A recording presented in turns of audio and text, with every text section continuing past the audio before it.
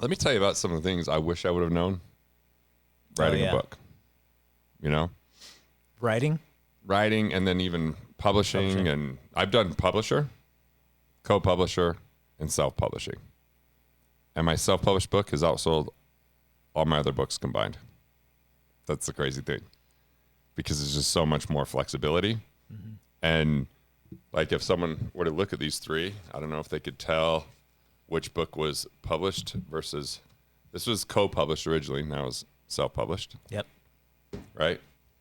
This is co-published, now self-published, because that's the thing about co-publishing. You can choose to run it through your distributor or you can run it for yourself.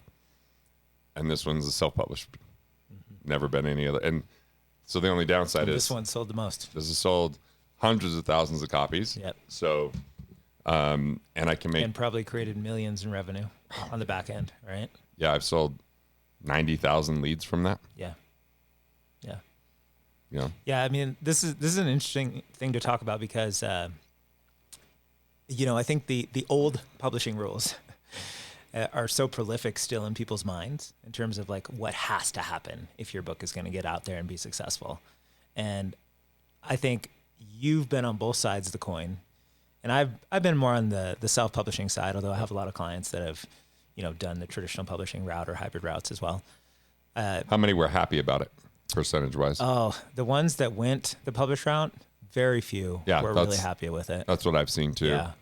I mean, my first publisher, it was co-publishing, but they didn't believe I could do what I said I could do, which I understand. It was, but I did, and then we didn't have enough books. So there's a lot of myths around it too, right? Yeah. Well, publishing is like if I would have went with the New York publisher for my first book, it would have been an 18-month process after I'd already written the book. Mm-hmm. Going to a co-publisher was 9 months. So, and I was more work rewriting the book than writing the book because I just didn't know what I was doing. Yeah. And in today's world, like speed actually matters even more too, I think. Yeah. And then the mistakes I made with self-publishing is I didn't know how to distribute the audiobook. And there's ways you could distribute it to every place with one push of a button with one platform. I didn't understand, like, I didn't have the right cover for the EPUB. So for the, you know, ebook, and that delayed things. And then it was a problem with Amazon. And then, you know, like the printers took a long time. I just didn't know because I got everything done and then handed it to them versus warning them it was coming. There was just like, it was like death by 10,000 paper cuts because of the things that I didn't know in that process. You know, again, like I wrote the book, but then the copy editor didn't expect me to be done so quickly and make my deadlines. And so it was almost like when I did a construction to my home and then the cabinet people were late because they're like, oh, well, nobody's ever on time, but we were on time.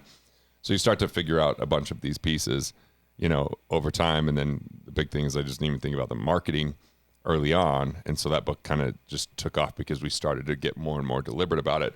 But when you go with the publisher, there's usually not a lot of design element with publishers, especially New York publishers. It's just kind of like you have a black and white interior, you know? Yeah.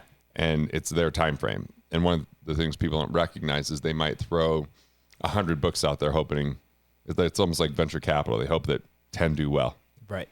So it's a numbers game for them. They only really care about how well you market, not how great the content is of your book in a lot of ways. And if you're famous, a publisher could be great because they're going to put their full weight behind it. But if you're not famous and it's really to help you grow your business or impact your tribe, it's like they want to know how many people in your database and, you know, what are you going to do to do a book tour? And they might want you to do things that don't even really matter anymore. Like radio. I did radio. Radio podcasts dominate. Radio means very little. Nothing. A 4-minute soundbite. Yeah. So there's a lot of that. Now, co-publishing is you have a self-published element because you really front the costs. But they have editors and designers, and they'll manage a lot of that process. They have marketing teams. How good those marketing teams are or not, it's hard to say. I've seen co-publishers who've gone a lot more outsourcing and not have as many people in-house. Sure. And so that could be variance. Because they're a business and they're trying to maximize their profits. Right. And I've been on a text chain with a co-publisher because they up their charges for storing books to 6 cents a book, which when you have 10,000 books and it's 6 cents per month, those numbers add up. It's thousands of dollars, you know, for the year. And these are all things I just didn't recognize. So their job as a co-publisher is, we'll bring in this suite of people to help support, and we'll publish it. We'll put everything up, and we'll coordinate with Amazon to get the book out there. And if you want to put it in bookstores, you can pay for it, but we'll, reach out for Hudson booksellers in the airports or Barnes and Noble.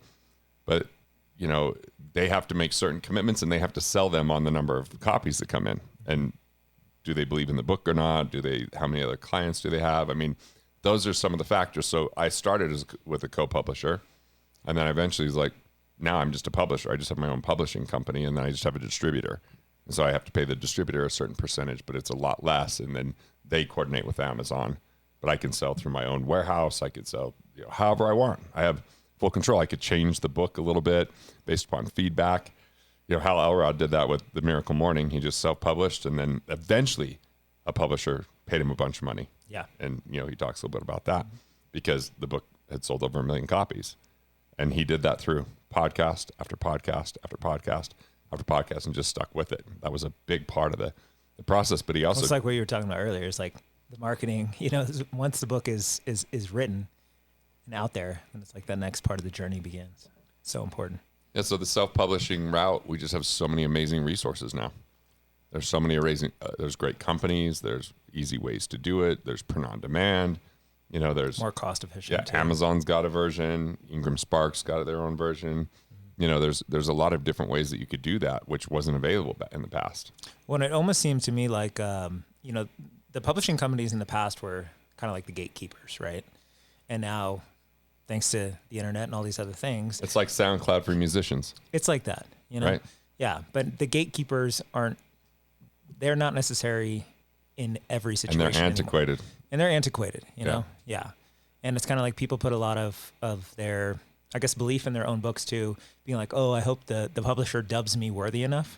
It's some ego in it. It's kind of like, there was a time I wanted to have a show. I was talking to different networks and different producers. I'm like, oh, it'd be great if I get a show on whatever station. But when you look at like Rogan, if you add all of them up, they don't even get the viewership that one of his shows get if you combine all of them, because it's a different time. Yeah. And good will win. Like good content will find the way if you stay committed to it. It's not about someone picking you up, because a lot of times they want someone that already has a reputation. They already have a massive brand. They're bringing people to their channel, not necessarily always the other way around. So thinking, oh, I got to have a publisher. I've had so many friends that got published that are like, I'll never use a publisher again. Mm-hmm. I'm self-publishing moving forward. Why would I? They could do free book offers. They can make changes. There's just so much more flexibility. Mm-hmm. I printed, what would the Rockefellers do for $2.25? And so that's the cost of the book, because I printed 10,000 copies. I have a warehouse I could put it where I don't get charged fees. I pay them shipping and handling. When it's time to go, they'll put bookmarks in it. They'll put stickers on the box. Like there's just so much more ability, and you would never be able to tell that self-published when you look at that book. It's hardcover. The interior looks great. It's like, and I control the content.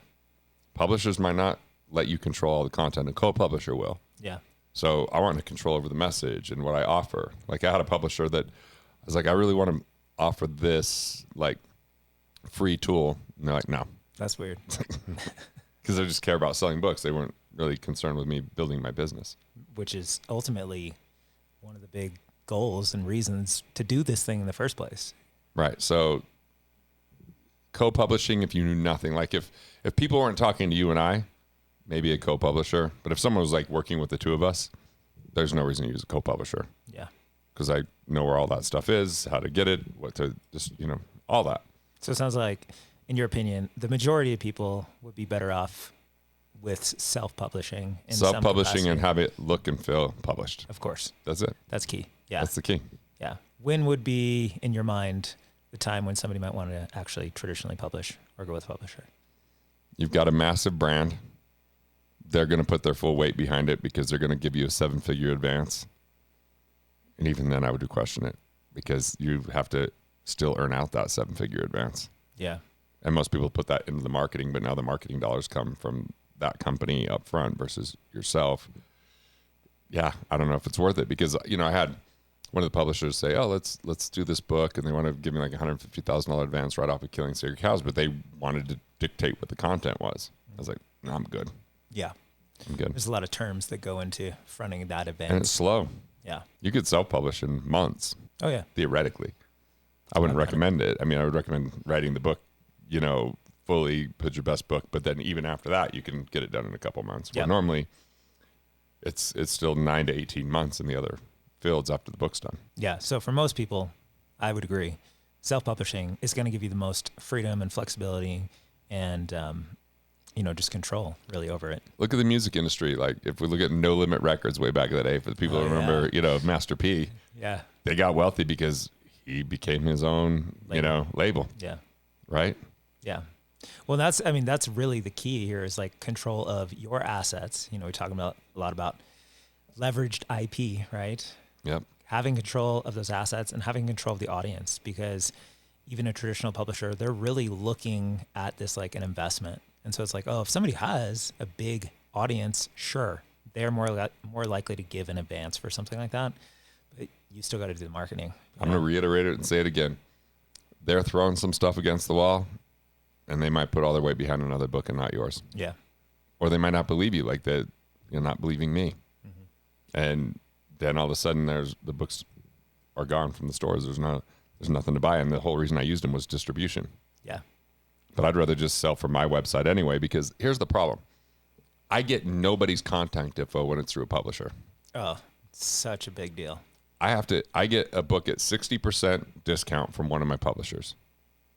60% discount off of $20 is still, 3 to 4 times more than what I would be paying for this version that's self-published. Mm-hmm. And if it's that, then I can pass on savings to the customer. I could, use it to, and plus if they buy from my website, I get the contact information. And then you can build a relationship long-term with them. Yeah. Yeah. I don't want Amazon to have the data and not me. Yeah. I mean, that's why you want to have something compelling in the book to get people to engage with you. Of course, that's critical. But even if you're amazing and you have some of the highest percentages on that, it's still less than 100%. Yeah. Because if they're buying from your channels, yeah. Yeah. And I don't want them saying, no, you can't do a free book offer. Maybe I want to do free plus shipping. Yeah. I mean, that's it. Because like ultimately it's your asset. So you want to be able to do what you want to do with it. That's going to be the best growth for your business. Yeah. So self-publish, co-publish, publisher. Yeah. What do you think some of the pitfalls that you've seen along the way when people kind of try and do the self-publishing thing themselves? They go cheap. They just go cheap. They don't hire the right team to support the self-publishing process. And they think that they're going to save money, and they're using Fiverr and Upwork on stuff, the people that can't really design well enough, or, they just, like, if you don't know how to get the dimensions in properly, it could get rejected. I did that with Ingram Spark once with the paperback of Killing Sacred Cows. I couldn't get the dimensions right, and they just kept saying it's wrong, and I couldn't figure it out. Yeah. And so I'm like, what am I doing here? Yeah. Just wasting a bunch of time, being super frustrated, and their customer service is non-existent. Mm-hmm. Just like, and I was a top 10 book in my category for them. But when I updated it, they just kept rejecting it. So now I just have a team that knows how to do that, and I just utilize the team and pay them some money. Mm-hmm. So don't try to save pennies and lose dollars. Or don't try to make, like, you go, this book's $4.02 to print because it has multiple colors inside of it. There's 4 colors on the interior. So that changes the paper, the paper that I use, that changes it.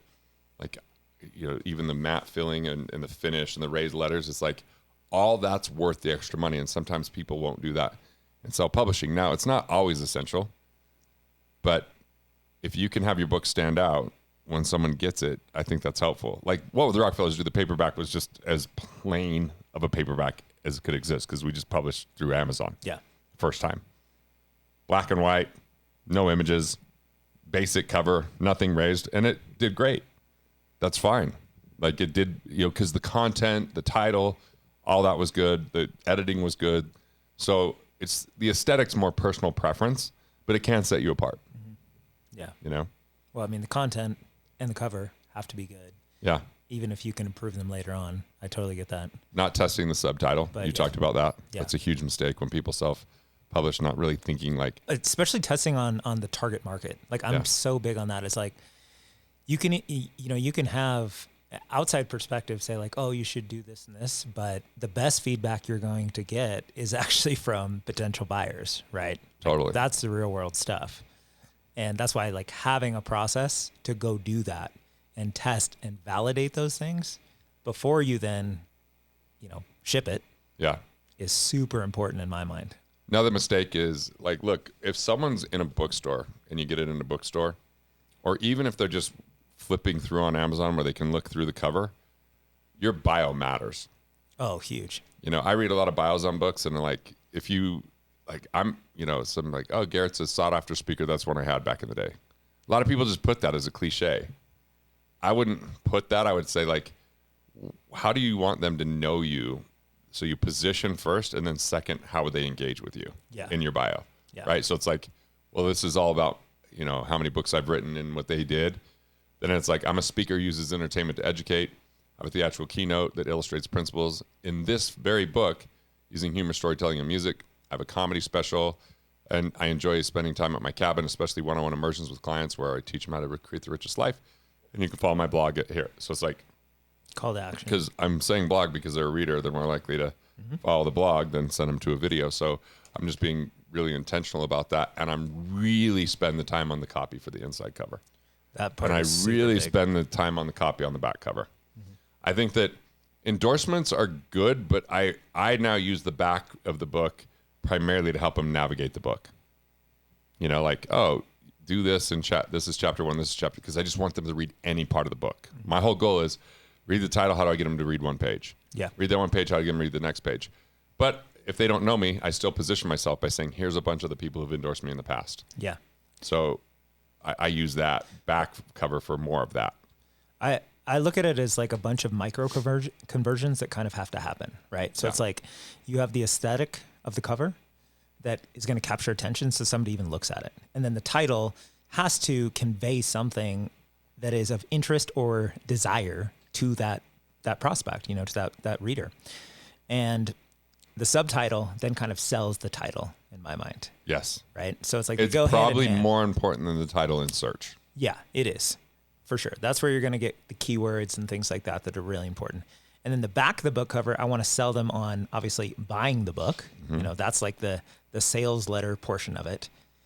But then everything inside of the book for me is designed to get them to read the first sentence, then the second chapter. 100%. Because I'm 100% focused on consumption. And like a big thing too is like for the people, because I know also that not everybody finishes a book. Right. I also really like to lead heavy on the front end with like needle moving stuff. Yes. Where they could take that concept and they're like, wow, I got so much value just from 1 or 2 chapters that like, even if I didn't finish it, I really like this guy now. And what are next steps that I can engage with him or get on his email list and then build that long-term relationship? Of course, I want them to finish the book, and I'm going to have all these calls to actions and things like that inside of there, to move people from the book to my digital world. But not too many. I once did an audiobook of the first version of Money Unmasked. It was the longer version because I knew I was going to cut it down. And I had too many links. I don't know if you've listened to an audiobook where people have too many links, but it drives me nuts because now I feel like I'm missing stuff out. Yeah. Like I like to have one really clear throughput in the book. Yeah. Like if someone reads Crate first, they're going to know what the main action is. Sure. They're going to be crystal clear about that. So one of the things that you just talked about, what I do in this is I actually, in the table of contents, give them a paragraph on each chapter. Yeah. So it's kind of like pre-selling the chapter. So it's pre-selling the chapter. Yeah. I'm even just in the back giving like really clear, like this says, if you'd like to discover your untapped capital, dive into chapter 5. Yep. If you want to immediately improve your cash position, take a look at chapter 8 for quick ways to find money. Like I don't care where they start in the book. Consumption is the key. That's what we're focused on. I just want them to get into the book. Yeah. And so there's these things, and you know what? There's so much invisible pieces to anyone that does something, right? Like if you like, how did this musician make it? How did this business make it? There's so many invisible factors. I look at people with massive followings on social media, and it's not just them. You think it's them, but there's other people involved. There's other things involved. and they get really strategic about how are people going to engage with their work? How do people hear it? What are people looking for? And in a book, it's the same thing. There's these little things that make huge differences. Yeah. You know, like just the fact that you have a shorter book probably means that you get people to read it from cover to cover 60% more than a longer book. Yeah. Like with Create First, Consume Second, I intentionally wrote that book shorter than my first book and other books that I'd ghostwritten, because the whole goal of it was consumption and like a long-term relationship with people. And that book has been very, very profitable for me and added lots of money to my business, you know, from people reading it and then moving into my world and becoming clients and all this kind of stuff. But that was part of the goal of that too. And I think that's part of the nuance too that you're talking about, is like there's all these unseen things that happen, and every book is a little bit different, right? So in terms of like the alignment of the strategy for that book also has to be congruent with like what the business is on the back end and what the message is of that book and what the goals are with it. Yep. You know, that you want to take somebody through. Well, the question you asked is like, what are the mistakes people make in self-publishing? They make it look and feel self-published. They don't collaborate enough to make it more enjoyable, more precise, more valuable. They don't have advanced readers groups where they're getting, you know, feedback. They're not keeping the reader in mind when they write. That's a big one. You know, and that's a big thing. I like to write to someone first, and then I like to add the other types of readers later on and say, what are the extra things? And so it's the rewriting process. It's the editing process. And then the other thing is you have to, like when I bring in editors, I have to be willing to be really okay with cutting stuff. Like if you want something to be great, you have to be willing to cut. You know, most comedy specials, they're an hour or less, but they film probably 2 hours. Yeah. And they just cut a ton. They just cut, saying this doesn't belong, this doesn't belong. So they leave the essence that it's the most clear, concise, and precise, using your word, so that it's like really useful to the person that's reading it, not just a diatribe from the person who's writing it. Yeah. And I think this is such a big shift that's also happening in terms of how people consume content, why this matters even more. Because like in the past, it was kind of like you were talking about with your first book, where they're like, oh, you know, we want to kind of beef this thing up so it looks good on the shelf. Well, that's not actually how it works. Who's buying on the shelf now? Exactly. Yeah. That's not how it works anymore. Now it's like, are people actually consuming this thing? You know, are we getting to the point? And is it useful for them because their attention span is shorter? Well, I've never, for readers. And there's some signs for that.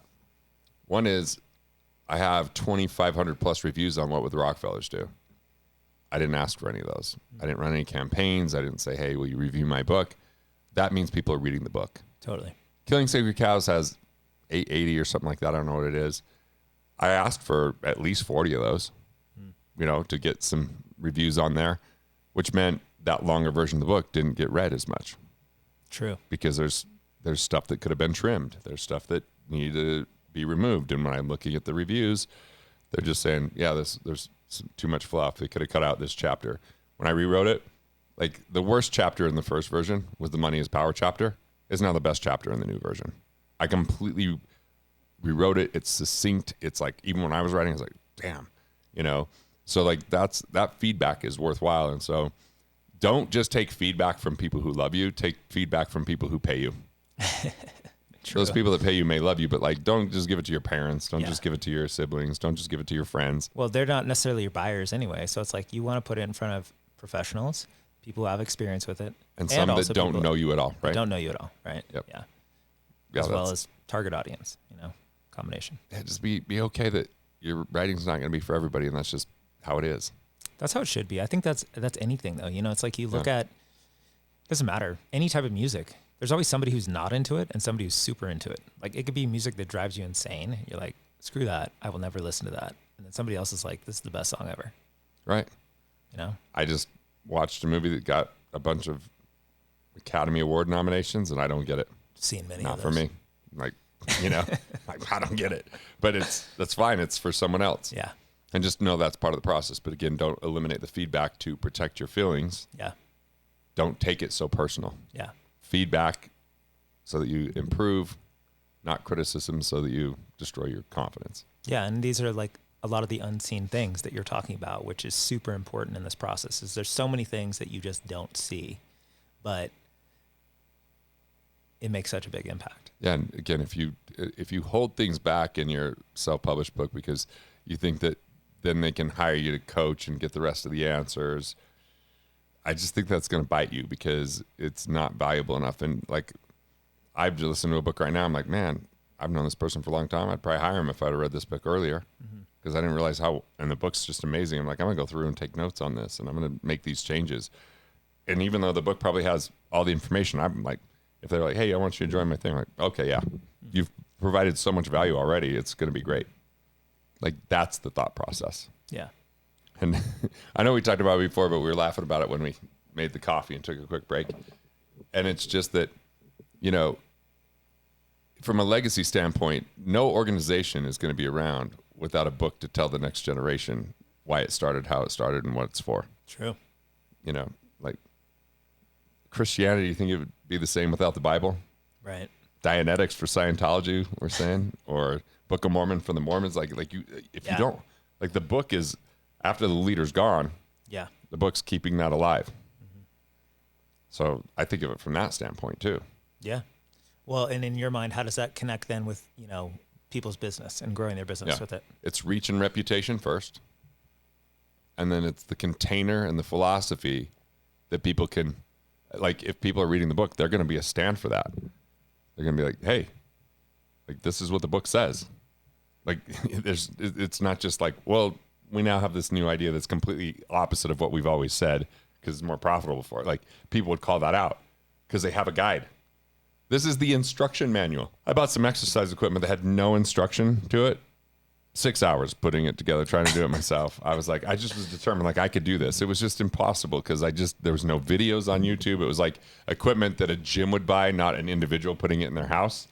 And then, so when my wife got me this bunch of gym equipment for Christmas, it had like perfect videos and everything was labeled. And my son put it together. He's like, dude, that was super easy. Like, yeah, there was an instruction manual. Yeah. There was a book.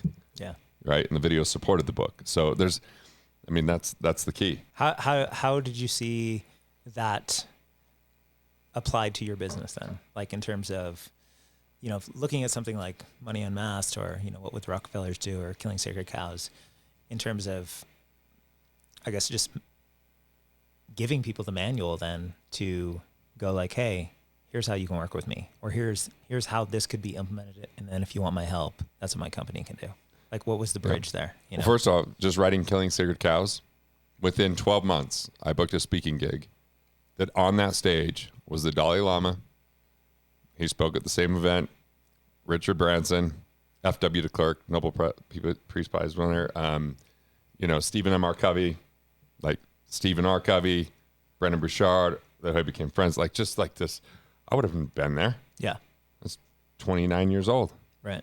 But because of the book. Now, the other thing is, then we were going to events, and I was, you know, now a guest speaker, and we're handing out the books, and then people would just hand in cards to get the book, and then we had these leads. And then my team would just follow up with the leads. Yeah. We still use those cards to this day because we've tried QR code versus card. People just fill out the card, they hand in the card, they get the book, sign the book. Like, there's an immediate connection. People want pictures, they hold up the book. You know, it's like, it's just, it was night and day. Yeah. I mean, we're talking $3.2 million in 2010 added in revenue directly connected to the book. It's amazing in just 1 year. Yeah. We just had to add more people to the team. We had people calling into the office now, you know, from the book. There was a phone number in the first one. We had 100 people that applied for the 401k hoax challenge. Well, we had more than 100. We took 100. We kicked people out if they didn't meet the criteria perfectly to do the challenge, which added, you know, I think we were charging, it might have been only $7,500 for that, but that's $750,000 that came in from that on the cover of the book. And then again, like speaking gigs, relationships, people I would have never met, you know, now all of a sudden doing articles in major publications like the Boston Globe, doing, you know, TV. Eventually it became podcasts. Like, it just was the catalyst. It really was. Before that, You've it was. seen this with clients too. You were telling me before. Yeah, clients and friends. Yeah. Yeah, like I was just with Dan Martell, a good buddy of mine, speaking of stuff. He's like, dude, buy back your time was the game changer. He's like, we're doing well. He had SaaS Academy. He was doing great with it. Exited a bunch of companies. But now you look at his following. You look at like the book. He's doing book meetups. Tons of people are coming. He's like, the book was a monster change. Justin Donald, Lifestyle Investor. I speak at that event. I speak at Dan's events all the time. Speak at Justin's events all the time. And Justin wrote Lifestyle Investor, already worth tons of money, already a super successful investor, but now he's got this huge network of friends, more deal flow, like met more people, launches a podcast. Like it's just like his world is so much richer. Yeah. Yeah, he had all the money, but now he's sharing what he learned with people. They're getting tons of value from it. I get tons of people referred from that. And by the way, our books are so congruent, it's just like, it was easy for him to read the book and ask people to introduce him to me. Yeah. Like, hey, do you know Garrett? I want to be introduced. So, yeah, the list goes on and on of people that are in that situation. My buddy Greg, he was a guy that hired me to come do comedy. He's in the financial game, and he was writing his book, so I was giving him a little bit of advice here and there called Fire Financial Advisor. He's got a monster offer on his business, and the book was the catalyst to drive more people to his team. His sales conversion went up because of that, because now people are reading the book because a lot of his people are coming in from him doing TV ads and radio and all that kind of stuff. And now all of a sudden they're more prepared. So they actually raise their criteria. They make it, it's everything changed when that book came out to the point where he's like, okay, I'm writing another book. Yeah. On the similar topic, but that addresses other issues because he doesn't want to have to address those with his team or with the clients because the book can do that. Totally. And that's the thing especially for those people that have, some established business. They've got their methodology. They're attracting clients, but they want to really expand that to the next level. Like having that book that comes in and supports your business can be huge. And Greg's got really high on Amazon, but I don't think it's there anymore because I think they just ship it. Like I was at his office, he just had a bunch of boxes. They just had their team send them out. I mean, it's doing what it needs. He doesn't even care. Business. It doesn't even matter because it's worth so much. Exactly. For every client that they acquire because of the book and, just the positioning that it has. And his sense of humor comes out in the book and his speeches are around the book. And it's phenomenal. Mm-hmm. I mean, it's just, I was on stage with Justin. He was interviewing me and I was just like, what was life like before and after the book? And he's like, dude, it's like night and day. I mean, I know it sounds like, I know there's no magic pill, there's no magic product, but if I could only have one tool for marketing and that's it, hands down, it would be a book. And why do you say that? I've had videos that went viral. Nobody watches those videos anymore. We spent $25,000 to do this video called The Meeting Crashers, using a little humor and ran ads with it, and it did really good. And if we try to do that, it would look, it's outdated. It's 2017. Yeah. But this is 2008. People are still talking about it, referring it. I mean, it's just like, it's more timeless. That's such a big point that I don't think we've hit on, but yeah, I totally agree with that. Yeah. I mean, both my books, they still bring in clients today. My first book, Smash, I wrote 2013, and it's still bringing in clients to this day. Yeah. I remember our buddy Ian was like, yeah, man, I got this client pays me $25,000 a month because he read my book. Yeah. He found it he just bought it on Amazon. Yeah. Hit me up after reading it. Mm-hmm. Like, dude, that's good. Yeah.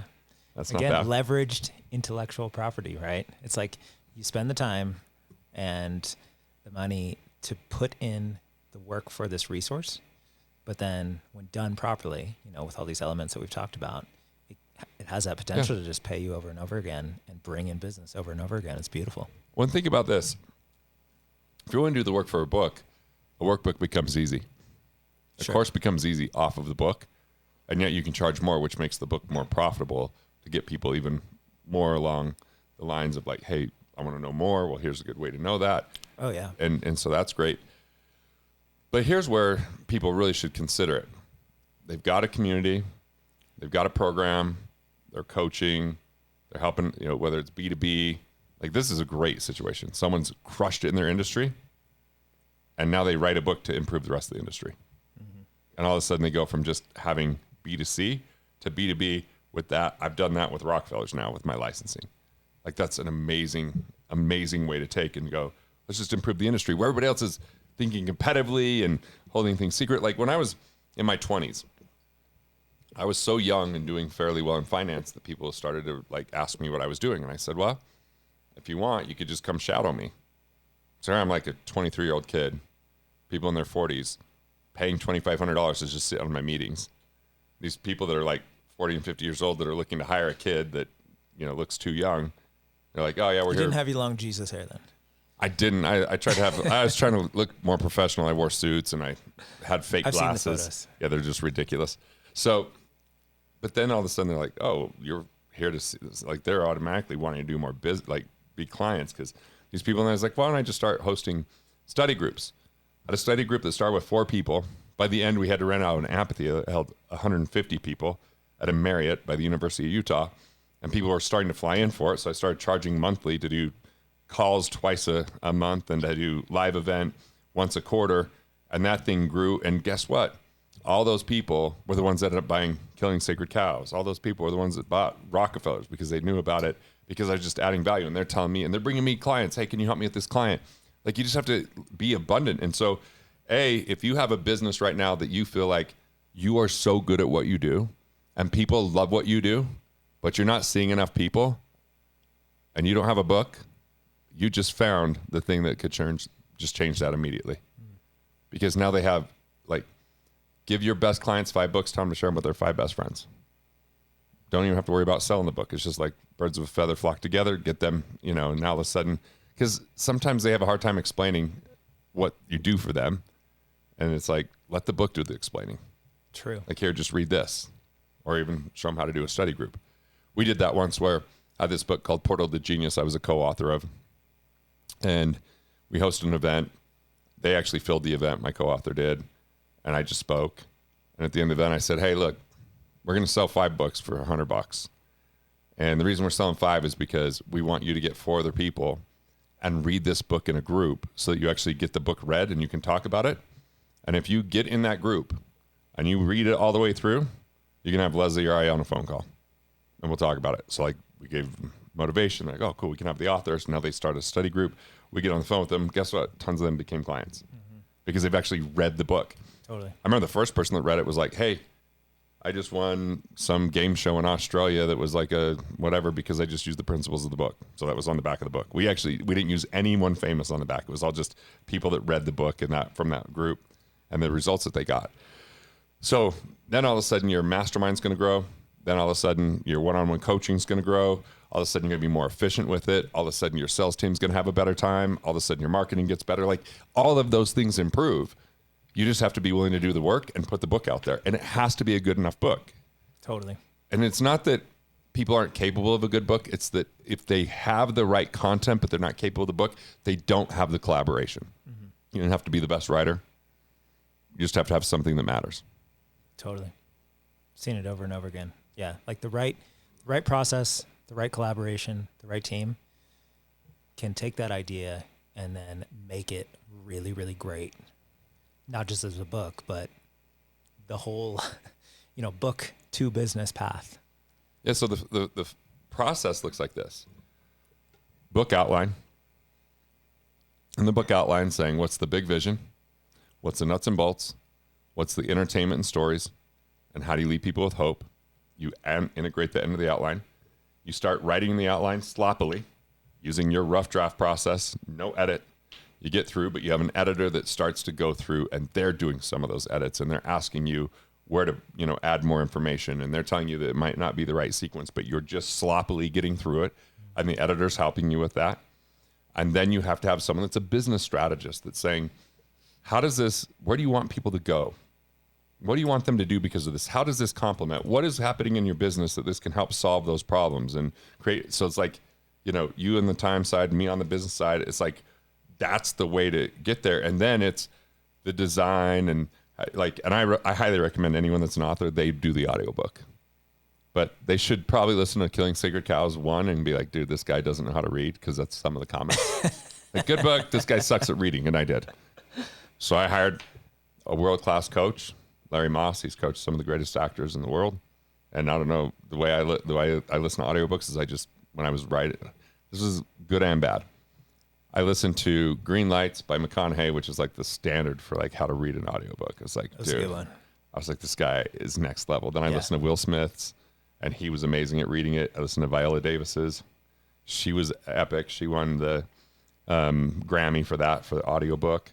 And so I was like, I just listened to them, and I was like, okay, that's a pretty high standard, but at least I know it's possible. Then I was like, has anyone coached any of these guys? And Larry Moss had coached DiCaprio. He had coached, all these people. I was like, cool.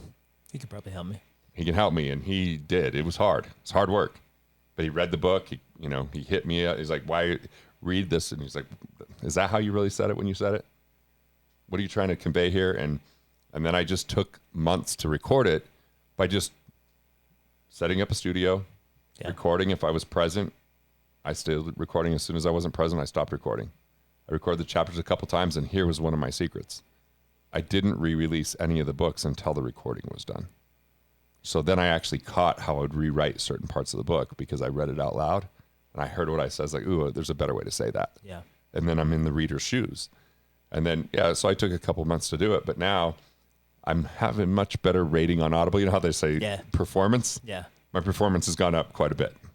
And I had someone say, I can't even tell you're reading. I was That's like, the best. cool. That's like, and it was hard. I sucked at it. It was, so whether, you suck at doing an audiobook like I did, or even when I wrote my first book, wasn't very good.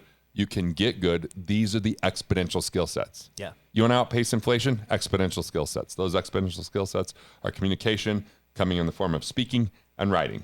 And if you can do those two things, like audiobook, if it's your voice, the reader connects to you. Mm-hmm. They hear you when they read. They feel you. They feel you. They understand, and you can even ad-lib a little bit here and there if you want. Like I went through and I marked up the operative words with underlines. I marked beats where to pause. I read before I read. I went again until I thought it was good. And I feel like I want to give it to everybody. Like that's what I want people to feel, is like they put out their best work as an artist and they want to give the world that book so that if they met anyone, they would be happy to hand it to them. Yeah. I feel like I just gave the best part of me. I just gave, and it's like there's a process, there's a strategy, there's a system. And if you don't have it, you're going to waste so much money, so much time, either not getting it out there, costing you what your business growth could be, costing. Like I just got tired of hearing people say, I should have known this 10 years ago. And I was like in my early 20s. I was like, I didn't know any of this 10 years ago, but yeah, I get it. Like I'm going to put this book out there. And it's like rewarding in so many ways. Totally. Yeah. What do you think some of the, I guess, marketing pitfalls that people make? Because this is big. Like the marketing is really, really, really important when it comes to the book. Like here's a good marketing faux pas. If you're with a co-publisher or publisher, thinking that their marketing matters. No. Like pre-selling is the entire game. So when you're in the writing process, so with less than 6,000 people in my database, I pre-sold 22,000 copies of Killing Sacred Cows over 9 months. So I used it as part of the process. I'm in the rewrite with the publisher, knowing the book's coming out in August. And I started in December making phone calls. I blocked out at least an hour a day, 5 days a week. I talked to people I'd send a lot of referrals to, people that followed me locally and come to the study groups. And I was just like, if you buy 100 copies, I'll do this for you. Mm-hmm. If you buy 500, I'll come speak. So I was traveling St. Louis and doing a speech, and there's 500 copies. They give it out to everybody there, and then they're giving it out throughout the rest of the year. And I did that with Money Unmasked. I sold 8,700 copies, and most of them were 500 copies to book me to speak. And I spoke over 90 days, sometimes twice in a week. Took my son with me, and we just, we moved books. And that was all pre-sell before release. Yeah, like it's like people wait too long to start marketing a lot is what I notice. You market while you're writing the book. I always tell people marketing starts actually on day one. Totally. Or earlier. You give you on podcasts, because even podcasts aren't going to come out for months. Yeah. So you start booking the podcast before the book comes out. But that's where you just get a paperback version, like that's an advanced reader copy that you say, hey, like ours, I have one over there. I could pull up and it's like not for sale, not fully edited. So you just let them know, yeah, there's going to be issues in there with grammar, and this isn't exactly the copy, but I want you to get a sense of it. And so I just started the tour. Yeah. Yeah. And this is where I'm really big on, like, I call it you have like parallel stories. Okay. Mm-hmm. So it's like you have whatever stories you tell in the book, right? And that's like the book writing process. Ooh. But then you have the story about you writing the book. Yeah. And so one of the most powerful ways to kind of market and pre-market and drive those pre-sales is by telling the story of you writing it, because that's all hype, you know, that's all getting people invested in this thing coming. They get involved, at least a core group of your audience gets involved in like giving you feedback on the title. You know, you're sharing what's going on with your writing process, where you're at with it. We did book trailers, just like there'd be trailers for movies. Yeah. Tim Ferriss did that, I remember. Yeah. You know? So it's like you have all those things, like you said, before it comes out. Exactly. And then the story behind the story. Mm-hmm. So they feel like, oh, I want to read this. Yes. That's why podcasts are nice, because you get more time. Yeah, totally. Yeah. You know? But the marketing is critical. Pre-sell, I think, is the ultimate way to do it. Yeah. 8,700 copies for Money Unmasked, 22,000 for Killing Sacred Cows. It just, you know, it's a game changer. Well, and the relationship capital that gets developed, you know, through that, and also just leveraging the relationship capital that you may have accrued in your business over the years can be really, really powerful. Yeah, I even, you know, in Money Unmasked, I was like, hey, we'll even ship it directly if you just give us their address. Mm-hmm. Or we'll just bring it we'll ship it to the event and hand it out while I speak, depending on how many you bought. So there's, if you do that simultaneously, you've already won when the book comes out. Mm-hmm. Like, cool, we've sold tons of copies. It's already out there. People can start referring it.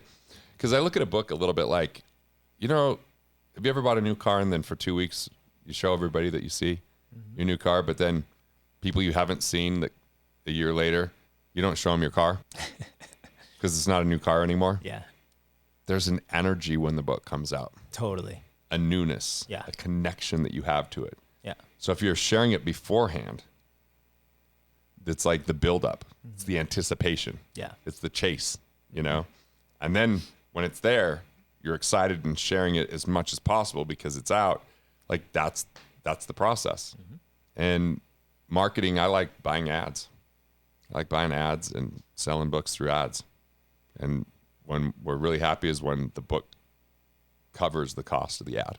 Yeah. And it just meant that we just built a relationship with someone and it didn't cost us. Mm-hmm. And they're a much better relationship just because they know who we are and what we stand for, what we stand against, and whether we're a fit or not, or whether it's interesting to them or not, whether it's right. Like a lot of that work's done in the book. Now, not everybody's going to read it, but even if they don't read it, they display it. Yeah. It's on their nightstand. It's on their bookshelf. It's in their bag, you know, whatever it might be. That's one of my favorite things about books. And I always say this is that, you know, if you give a book to somebody or somebody buys a book, the only people that throw them away or burn them are Nazis. And nobody wants to be that way. Yeah, man. You know, and it's like, even if they first started reading it 6 months ago, they'll see it again and go like, oh yeah. And they think of you again, right? Totally. They think of that concept again. And if you do the audiobook, they hear your voice when they read it. Yeah. Yeah. Or if they know you, they hear your voice when you read it. Right. But it's all these things that stack together to give birth to this huge domino. That's how I think of it. You know, this really powerful domino that can spill all these amazing effects into the business for the right person. So here's a marketing trick that I did with Rockefellers it worked really well. I set it up for $1,000 on Amazon. That was the original price. Oh, nice. I didn't want anyone to buy it. I wanted to buy it for me. And I also wasn't ready to just let advisors buy it in droves because I didn't know if they actually would use it for the right reason. And the first one, I didn't put warnings out of like how you could hurt the Rockefeller method. Like you said, you designed your policy wrong at first. So the new version warns like where things go wrong and how to be careful because there's a lot of people that are selling something that sounds similar, but it's not the same because there's a lot of risk. And so when I was charging $1,000 for it, we'd have people call the office. Is this book really $1,000? And then what they do is like, oh, well, you could just get it from our website. Right. Or then we started running ads. That's awesome. So everyone's buying it from us and we're capturing them in our database. Yeah. So like, sure, you can get it on Amazon or over here. Yeah, I don't know if I've ever talked about that, but that was my strategy. I've never heard you say that. That's really cool. I mean, I don't do that now. They can just buy it from Amazon because right away they could scan right on the first page to get a legacy builder toolkit, which is really awesome. Yeah. Like how they could pay their kids to do the Rockefeller method and make it tax-free. That's the first part. how they create the book for their family, which is the family constitution, and how they create a family retreat, how they invest in their heirs, in a really, really cool like workbook. And then if they're really in the book, then they get to a place where they can actually go secure appointments. But I don't put that anywhere unless they're in it. They have to read it to get to that. If they don't read it, fine, I want to wait till they read it. Right. And that just makes me think, how can we encourage people to read it? I'm filming here tomorrow videos on people got the book to get them to engage in the book. Right. And I think that's, if you think in bite size, you think of like just get him started. And I loved what you said.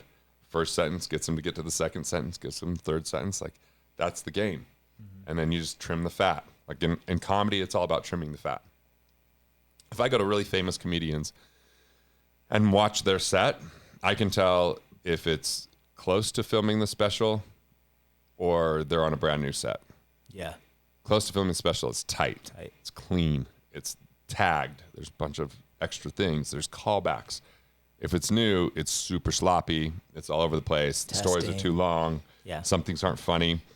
You know, and that's that rough draft. That's the creative process. That's the rough draft. Yeah. But the nice thing is, guess who sees the rough draft? In comedy, an audience might see the rough draft.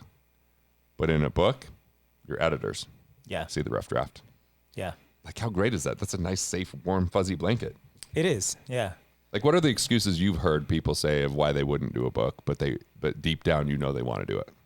Oh, it's usually a handful of similar ones, you know, which are like, oh, I don't know how to structure it. I don't know if my idea is any good. What do I have to say that somebody hasn't said before? You know, what makes me unique? You know what's funny about that one is there's the person that was in charge of like the IP patent department for the United States, and in 1898 said, I don't think there's going to be a need for this anymore because everything that needed to be invented is already invented. How funny. Before the 1900s. Look what's happening. Yeah. Now we have books on Bitcoin because it started to exist. Sure. We have books on AI because it's existing. Like, there's so much out there. And here's what's unique.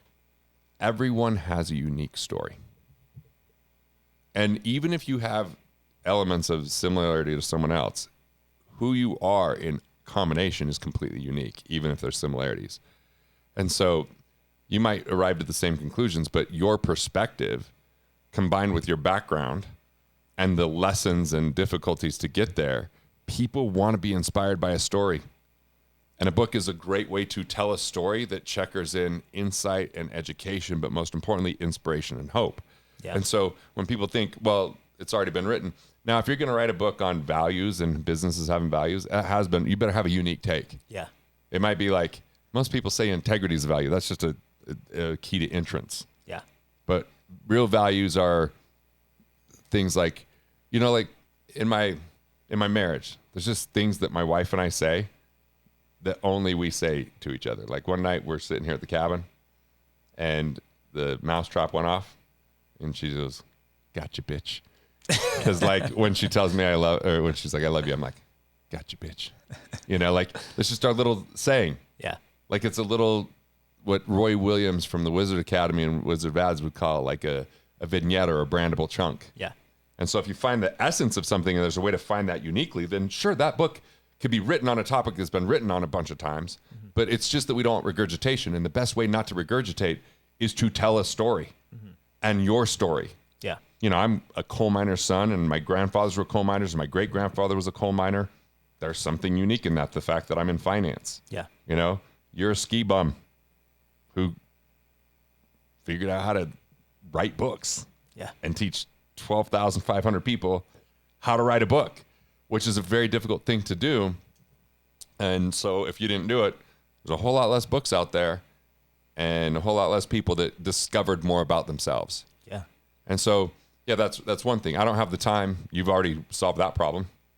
You know, even for people with young kids, even for people that have a busy business. I even talked about that with the eliminate escapism and how to properly delegate. So that could be overcome. I don't have the money. Good news. Self-publishing. You could, you know, a white paper, a manuscript, not a lot of money that has to go into that. Now, to make it a business grow, yeah, there's some money that goes into it, but I could find that for any successful business that's making money in tax savings and all.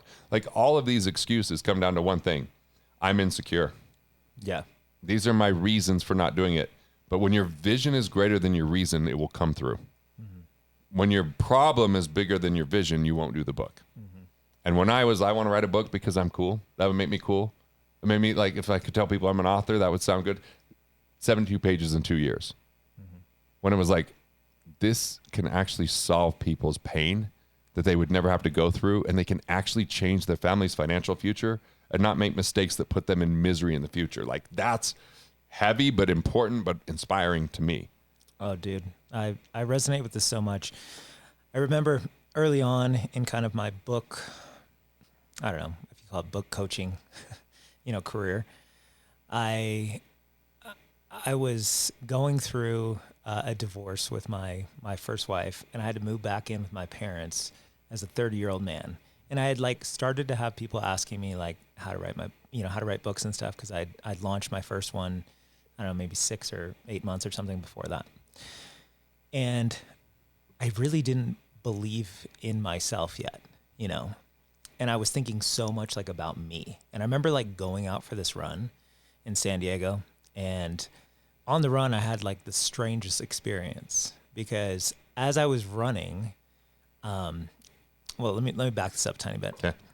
Which was, I had a call with a lady earlier in the day who had been interested in me helping her write her book. And I had never asked anybody at the time for the amount of money that, I was going to ask her for, or had asked her for, to coach her through this process of writing the book. And like, I had so much insecurity around that. And then like just being in like a super low place because of this divorce and having to move back home and like all this kind of stuff. And I was just thinking about like me and like what were my needs, And I remember going for this run, and like I said, it was a very, very strange experience. I'm not like a crying dude. I don't do it very often, but like something happened where as I was on this run, I like started crying, and it wasn't because I was thinking about me, or I was like thinking about how shitty my life was at the time. It was like literally the visions I started seeing in my mind were how this woman's book idea was going to impact all of the people who would read it. And it was like, there was this shift that happened in me. And it was like, all of a sudden, it no longer was about me. It was like, this woman has a mission and a message that is like really, really big. And the only way it gets out there is if I help her do it. And then I ended up shooting this piece of content, like at the end of that, and putting it on social media. And somehow she saw it. She calls me the next day and she's like, I want to work with you. Let's do it. And then she ended up like upgrading to like some higher end stuff, like 2 weeks later. And it was just this huge catalyst for me, and I think the message behind that, which is what you're talking about, is like the shift for the people that are really called to do this is those that are willing to go like, okay, this isn't just about me, my fears, my concerns, all this stuff around this. This is like, I know there's something here that is of use for a lot of people. And naturally, you're going to be compensated for that in a really big way when you make these decisions. But the value that gets provided to the people you're called to help with this is big. And that shift just changes everything. We see how like there's this cup was like made for me by my friend John Rulin, commissioned the artist to make it. And when I got it, I decided, you know what? I'm going to make one for my wife. And so it comes in a box, and you open it up, and the actual artist talks about, hey, this is why we chose everything we put on there. My wife got emotional, started crying, and it was me giving her a gift. But the gift was I also got to feel all those emotions and feel totally excited. And so like, if you're willing to give this gift to other people, the gift comes back to you. Yeah. You give value, you get value. Yeah. You serve, other people want to serve you. Like, people want to see you succeed because you help them succeed. And so, yeah, my 2 years of only 72 pages is because it was only about me. Right. Now all of a sudden it was like my partner died, and I'm hearing all these stories. Like, we had a huge movement going at the time. I was like, I don't want this to stop. Like, these people are, I was like, it became more about service, and the book came through. Yeah. And so that is definitely key. The more we can create value, the more that we get value, the more that we create value, the more we face our insecurities, the more we value ourselves. Like, I promise you finish a book, you'll value yourself more. Oh, dude, so much. So much. The before and after, even seeing people commit to just the writing process, it's amazing to me how in such a short time people will believe in the idea so much more. They work through all these stories that have been blocking them, you know, and they commit to their bigger vision, which naturally leads to more impact, more income, more influence, like all these super powerful things. Yeah, because vision is the container in which we create value, and money follows value. Yep. So if you're going to expand your vision, you'll expand your life. Yeah. You'll expand your impact. You'll expand your connection. You'll expand like all these things. And we're not even talking about the physical book that's done. We're talking about the process in creating it of who you become. Yeah. Prosperity is a state of being. It's a state of mind. It's not a state of having. The having is the byproduct. Mm-hmm. So this is the, like, you get what you get by doing the work. Mm-hmm. Then the byproduct is all the value that work brings to other people. Yeah. So yeah, like I loved when you're just listing off all the excuses, because I'm pretty sure I've thought every one of those at some point. I think every author does, or at some point, you know. I call myself an author now too. Like before I wouldn't have, you know, even after Killing Sacred Cows, I don't know if I'd even tell after people you I'm an had author. a New York Times best-selling book, he's like, I'm not an author. Yeah. Because I was, you know, because for Stories are whatever funny, reason aren't I they? thought that it had to be done by myself, or Of course, you know, there's always a instead of with story. It co-author, doesn't matter whatever, what it is. whatever it is. It's always a story, right? But now I'm like, no, collaboration is the ultimate abundance. Isolation is the ultimate scarcity. And if we allow our excuses to sabotage the value we're meant to bring to the world, we're just going to be unfulfilled. Yeah. And we're going to live with regret. Yeah. I think there's two really important things that as creatives, as people with something to share, that we give into. And the first one we just talked about, which is like really thinking about the value that the people get, you know, like the people that you're here to serve, like serving them with that. There's such a deep sense of fulfillment that comes from that. The other side of this, though, is kind of my brand tagline. And I sign off every single email I send to my list every day with this, because it's my brand tagline, which is follow your higher calling. There's something inside of you that is like the higher part of you, not like the scared, afraid, wishy-washy part. There's like this fucking savage, this higher calling savage that is like, I'm meant to do this and I'm going to do this. And when you surrender fully to that creative impulse and you marry that with value in the marketplace, man, it's just magic. It's like, I see these switches go off in people. It's amazing. Everything shifts. I look at how much my life has shifted, because if I didn't write my books, I don't film a comedy special. And dude, like doing a comedy special, I knew even less about that than a book. So it's like, I go up and speak at my buddy Keith Yackey's event. He says I'm hilarious a few times before I go up. I'm like, dude, I'm giving a financial talk. So I tell some jokes, people laugh. So I immediately call Marcus. Hey, dude, he was running up on Last Comic Standing. I'm like, can you be at my office tomorrow? It's like, what time? I'm like, 5. He's like, yeah, why? Like, I got some jokes. I'm going to write them, schedule an open mic. Right? That's a co-creator. My youngest son's there laughing hysterically as we go through all these jokes. That Wednesday I do, or it might have been the Wednesday after, I do a set. Goes, 4 minutes and 20 seconds. It's like, you should open for me. All right. And then all of a sudden it's like, this is just a hobby. But my wife could see it in my eyes. She's like, don't think it's a hobby. I could see it. And to go from there to Amazon Prime, where you can watch The American Ream right now, writing is critical for comedy. I learned how to be a more succinct, precise writer, which allowed me to write and cut fat and trim and, you know, be better at the comedy side. It gave me the confidence by writing a book to be like, okay, I can do, because comedy's scarier than a book for me.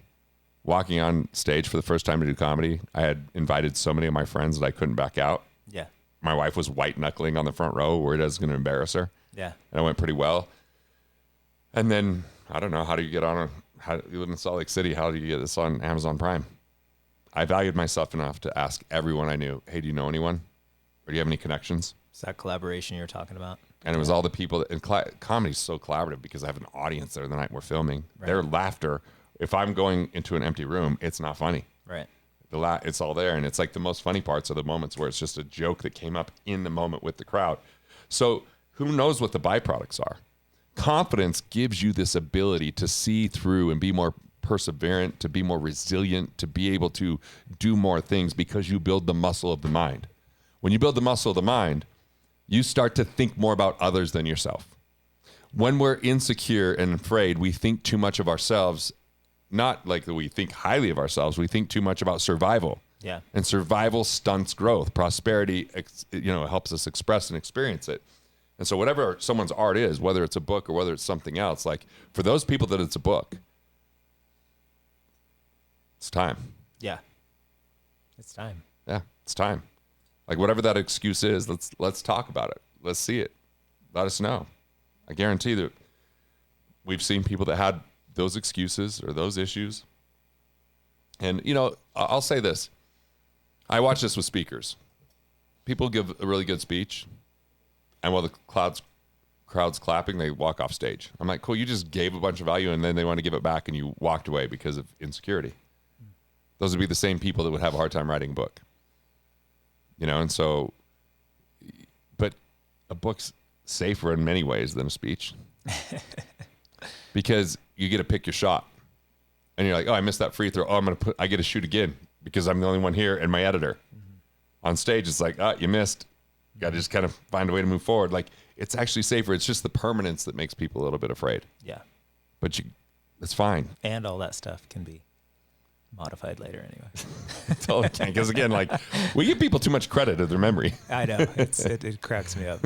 I'm guilty of it. We're all guilty of it at times because we're so thinking about ourselves, you know what I mean? So, right. But that's why when we get out of that shift and focus on providing that value to others. Dude, my great grandkids could read a book I wrote.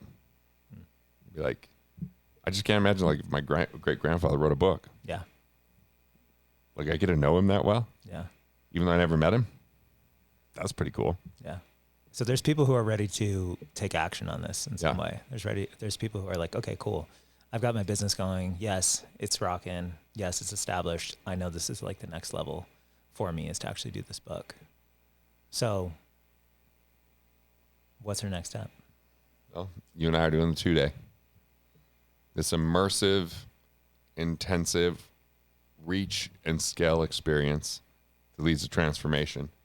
So everything from the book outline to building the team that supports it, to establishing the marketing plan, to finding the time, to what the process looks like with writing, to how to create word of mouth, to how to pre-sell. I mean, all of those factors. If you self-publish, exactly what to do and what formats you use. If you're going to publish, we have the literary agents that can go out there and pitch for you. I'm a publisher, so if someone's got the quality of book, like we're going to make sure we could write forwards, we could support that entire process, but it all begins with these 2 days. Mm-hmm. And we're going to host it at my house. And the reason we're doing that is I just think that anytime someone comes to my cabin or someone comes to my house, like they just get to know me and they let down their guard enough to be open. Because I'm like, this is my spot. You're coming in, you're hanging out, you're going to be there with me. We're in tandem on this, going back and forth. We're going to have some really killer bonuses of people that just absolutely dominated because they came out with the book, because we know so many people that the book just changed the game for them. And so that's the next step. Yeah. And so to apply for that. This is really for those people who are fully committed to bringing that book to life and doing it this year. Yeah. So they're just going to email book@garrettgunderson.com. And we know that we're going to have a conversation and go through the application process. Get to meet Joshua or Joshy. They might get to meet Joshy. We get silly. You know what I'm saying? You have to take that. You have to take that one up with my mom. Like I said, she's the only one. She owns that term. She owns that term. It's trademarked. My wife, people on the East Coast all the time call me Gary because they can't hear Garrett for some reason. But they're like, hey, Gary. She's like, no, it's Garrett. Then I get Derek sometimes, all sorts of stuff. Funny. But yeah, and then even the process for audiobook, how to get the distribution on that without having to pay for it, like all that kind of stuff. Like it's just all those paper cuts that if you don't know, just create the stumbling blocks and just break through those obstacles. Yeah, this would be a huge accelerant for people. Yeah, I was so stoked that, because just we always have fun when we hang out and known each other for a bit now, been influenced tons by each other's content. Totally. And this whole notion of IP expander, that's the game. Absolutely. Yeah.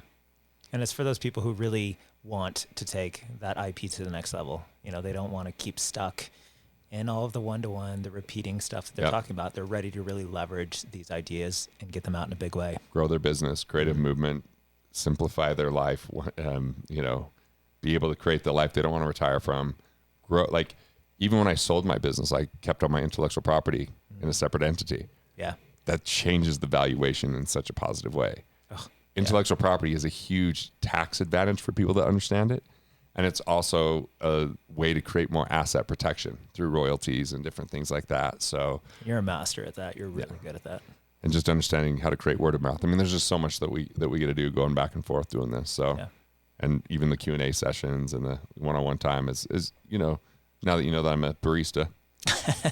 He's made me 2 delicious coffees today. I do that when people come to my house. I've got, a couple of espresso machines. I like to make that. We're going to have mix and mingle. We're going to have dinners together, the whole thing. It's just, it's limited based upon, I got a good sized house, but 30 people, that's it. Yeah. So, and it's going to be a lot of fun. Joshua. Dude, Garrett. Create first. Such a game changer. Literally perfect timing for me too. Because my sister-in-law's a Swiftie. And I'm just a fan of excellence. So, like, I like to go see people in their element, and didn't know a ton of her music, but just watching this amazing concert. And at the end, she gets up on stage and she goes, "Hey, I have an announcement." They put up this 1989 album. She goes, "We're re-releasing it." I don't know anything about it, so I turned. I'm like, "Re-releasing?" I mean, people went nuts. She's like, "Oh yeah, she's redoing all of her catalog, adding some songs, but like once the rights are gone because they've been sold, she can redo it." And I'm like, I sold my company. Got this book I wrote, Killing Sacred Cows, hit New York Times in 2008. Be good for a rewrite. What would the Rockefellers do? Selling hundreds of thousands of copies. I should rewrite it and update it. I was like, where am I going to find the time? How am I going to do this? Because I didn't go get a Word document, rewrite it. I wrote it from scratch. And it was create first every morning. Moved my workouts back, changed my morning ritual, ate, made some coffee, and sat down and wrote, looking at a beautiful view, and got these things knocked out in 6 months. And now they're back on all the Amazon lists and the top. Like, and some of them, they're number 1, number 2, number 2, number 3. And I just got to say thanks. Well, you're welcome. I read the book to endorse it, and then I was like, well, I'm now a product of the book. Yeah. Because I don't endorse something I don't read. Right. And you made it an easy read, which was nice. Well, I mean, that's why I created it, is ultimately for myself first, right? Was like, how do I just write every single day and get this super important part of the creative side, like, done? Mm-hmm. Because when you do that, obviously you feel better, you feel more fulfilled because you don't have this writing, this creativity stuff hanging over your head, but it moves the needle too in your bank account and in your sense of fulfillment too, right? Like, the it discovery I had, like, rewriting, like, how can I make this a better book? I became a better writer? Because I was scared when I wrote the first book. Because, like, can I write? As is every first-time author. What's it going to be like? I had to get I got a co-author because I was so nervous, and it was kind of written in his verbiage than mine. So this gave me a chance to rewrite it how I want to write it. Plus, we made this mistake. We had a publisher that's like, you know what? This book needs to be longer because it's a bigger spine. Because of the days of, like, it's at Barnes & Noble, we need a bigger spine. Had to stand out on the rack. So I'm like reading all the reviews. It's got, pretty good reviews. I think it's like a 4.5 out of 5 stars with like 800 reviews. And I'm like, but every negative review for the most part was, there's fluff in this book. I was like, damn it, they're so right. So I cut 30,000 words out on this new version. And it's just because I made it about the reader, not about me trying to prove I was smart or whatever. And the rewrite process is like, hey, I couldn't believe I wrote that shit in my 20s. I was like, this was really pretty amazing. It's a great book. I mean, the original was great. Obviously, it hit New York Times bestseller status. Well, here's the thing about it's amazing. Yeah, the thing about that book is this guy read it. His name's Jesse. He's works only with billionaires. That's his whole job. Mm-hmm. And so he reads it, changes his whole investment philosophy for himself. And it's like totally improved the quality of life of his family. He goes, hey, I got these 20 billionaires coming in. Will you speak? So I wrote that book. I speak to 20 billionaires. I gave that book out to every single one of them. One of them sent me a picture on the beach reading the book. It's like, that's the power of a book. Like, I would have never had that relationship. I would have never been in that room. I had phenomenal conversations.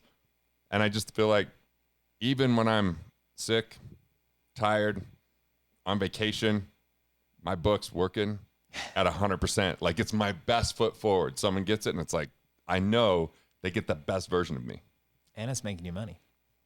It's making me money. I mean, look, when I wrote Killing Sacred Cows, I had this really special moment because I self-published it at first. I printed 5,000. It was the worst cover because I didn't know what I was doing. It was just brown. It's not like a really standout cover. But they're dropping it off, and my assistant opens the side door. I'm speaking to 85 people in this amphitheater. She holds the book up. And so I just pause and I go, bring it up. And I grabbed it in front of the whole room. I opened it up and I read the intro. I was like kind of emotional because like, wow, this is, and then I said, I'm going to take this to New York Times. I'm going to make this a New York Times bestseller. So on the break, this guy comes up. He goes, are you serious about that? I go, yeah. He goes, I want to help you. I'm going to do some research. I'm going to find someone that can help you. And he actually got me the book promoter that then got me published instead of self-published, which we could talk about the difference between self-published, co-published, and publishing. And less than 6,000 names in my database, we got it to New York Times. It's amazing. So, yeah, it was wild. Yeah. And awesome. I love that, dude. Yeah, so we could talk about what that process looked like, But, things that we did. I think that's one of the things that, I've just seen after having helped, whatever it is now, 12,500 plus people write books, nonfiction books, is obviously there's the creative expression. There is the part of you that, shares this message or this idea that's really important to you or this story that's important to you. And there's the business side of things too.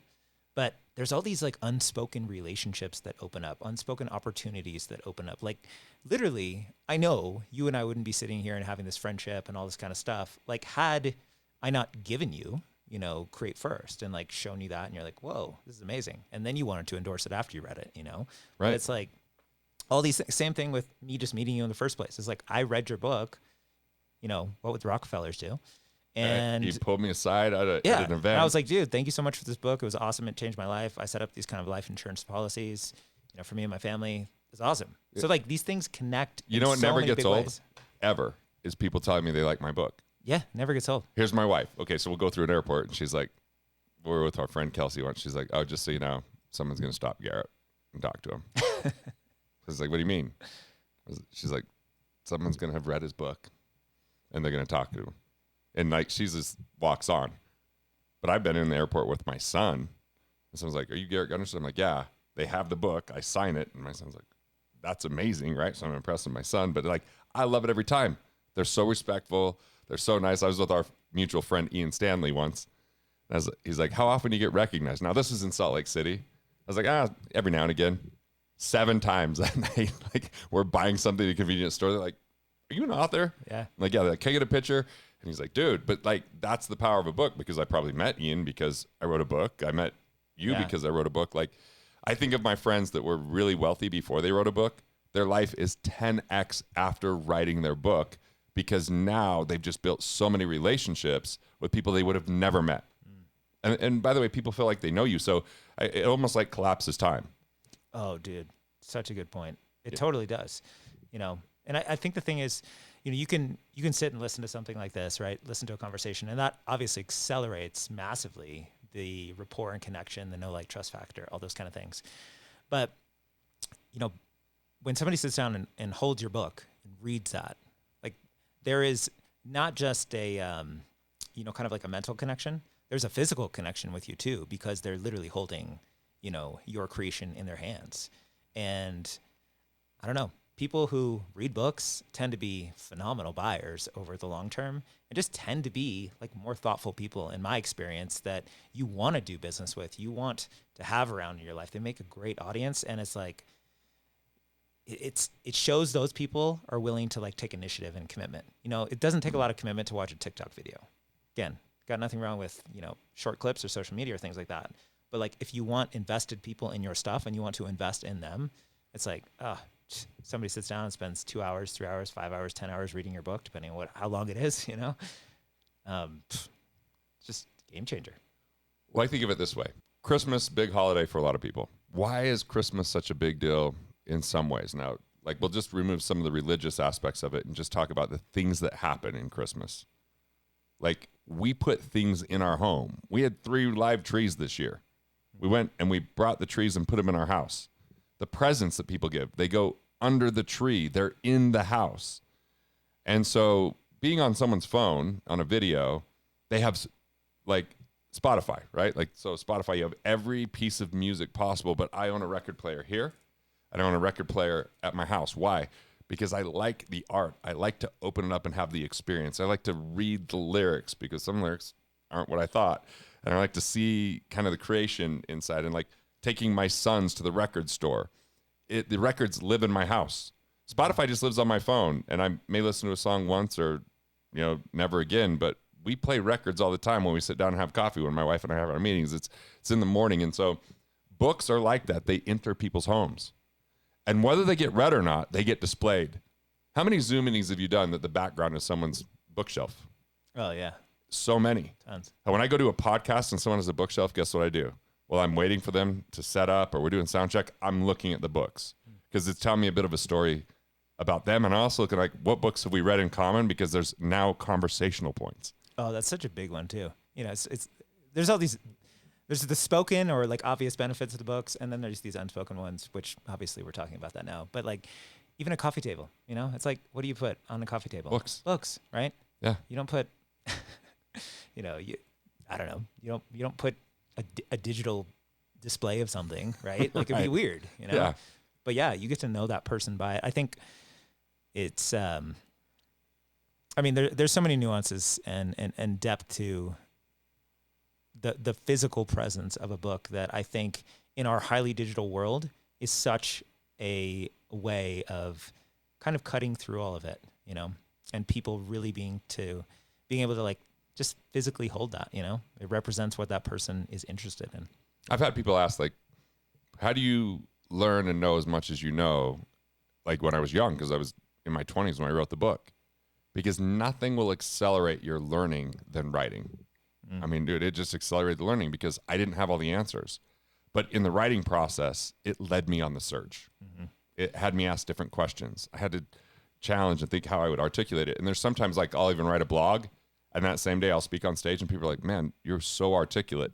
But it's because I just wrote, and my recall is I figured out a way to condense it and actually say it in a way that it's like a wordsmithing where you have this economy of fewer words having more meaning. I've heard word salad at events. Like once this firm made a mistake. It's a big insurance company. And back when I sold insurance, I made their top thing.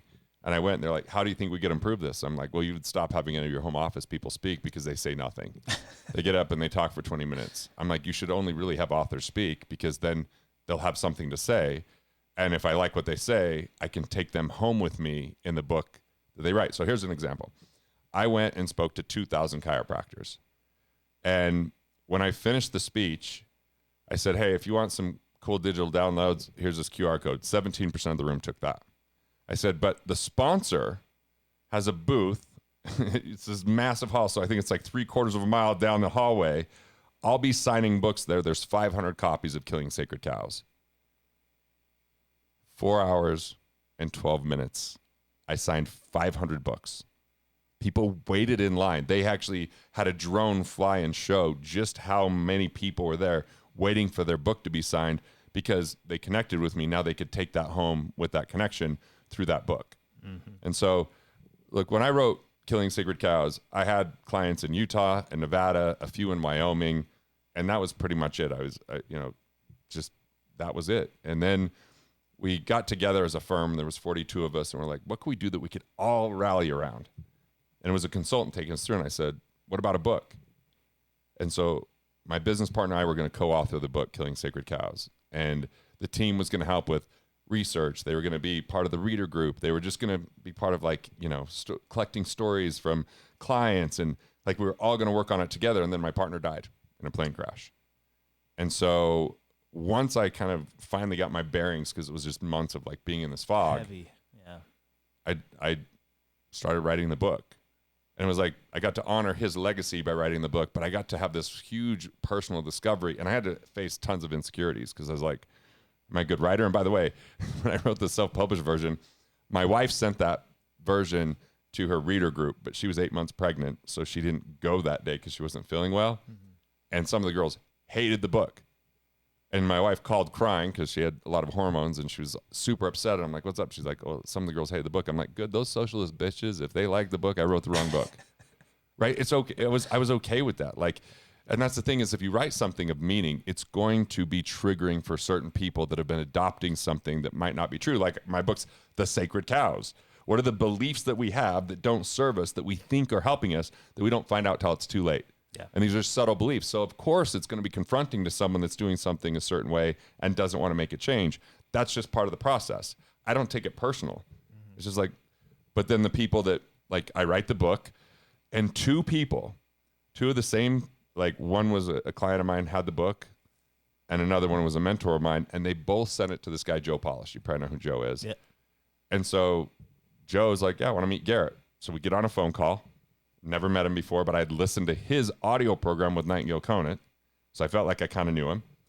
And he's like, what are you up to? I'm like, I'm trying to get this book to New York Times. He's like, you know what? I'm going to introduce you to Alex. I think he can help you move some books. We moved 1,000 books on one webinar. He's like, I think you need to meet this guy, John. John just asked me to be the trustee of his state. He's a owner of Precious Moments and Life Book.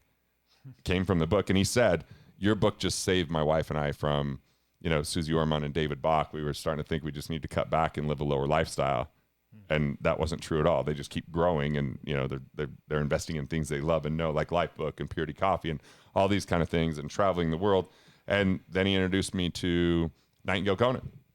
And Nightingale Conant was aware of my book, and they were going to use someone else and do a program called the Cheapskate Millionaire. And instead, Joe said, I think you should check out Sacred Cows. I'm going to, you know, Garrett's joining my group. He's going to meet all these marketers. And they bumped out the other person and put me in. One phone call from that book. I learned so much about marketing being in that group. I made so many relationships to the point where most of my most cherished friendships came because I wrote a book. Now, I'm not even saying all the millions of dollars that's been made, you know, on a book that I wrote way back, started in 2006, released it officially with a publisher in August of 2008, and it's still selling in the, you know, top categories. Because we're going to talk about why. There's a lot of specific reasons why. For sure. And we'll go through that. But think about that value and what it meant to my life. Oh, totally. But I think you touched on something that I see a lot, you know, having helped so many people write books. There's always kind of this this duality that is in existence, which is basically you have the desire to write this book. And you're like, dude, I can see it. You know, you said it yourself. I want to become a New York Times bestselling author. I want to do it. But you also have this insecurity, right? Which is like you have these doubts, you have these fears, like you're a normal human being. And this is part of the creative process. I was worried about grammar.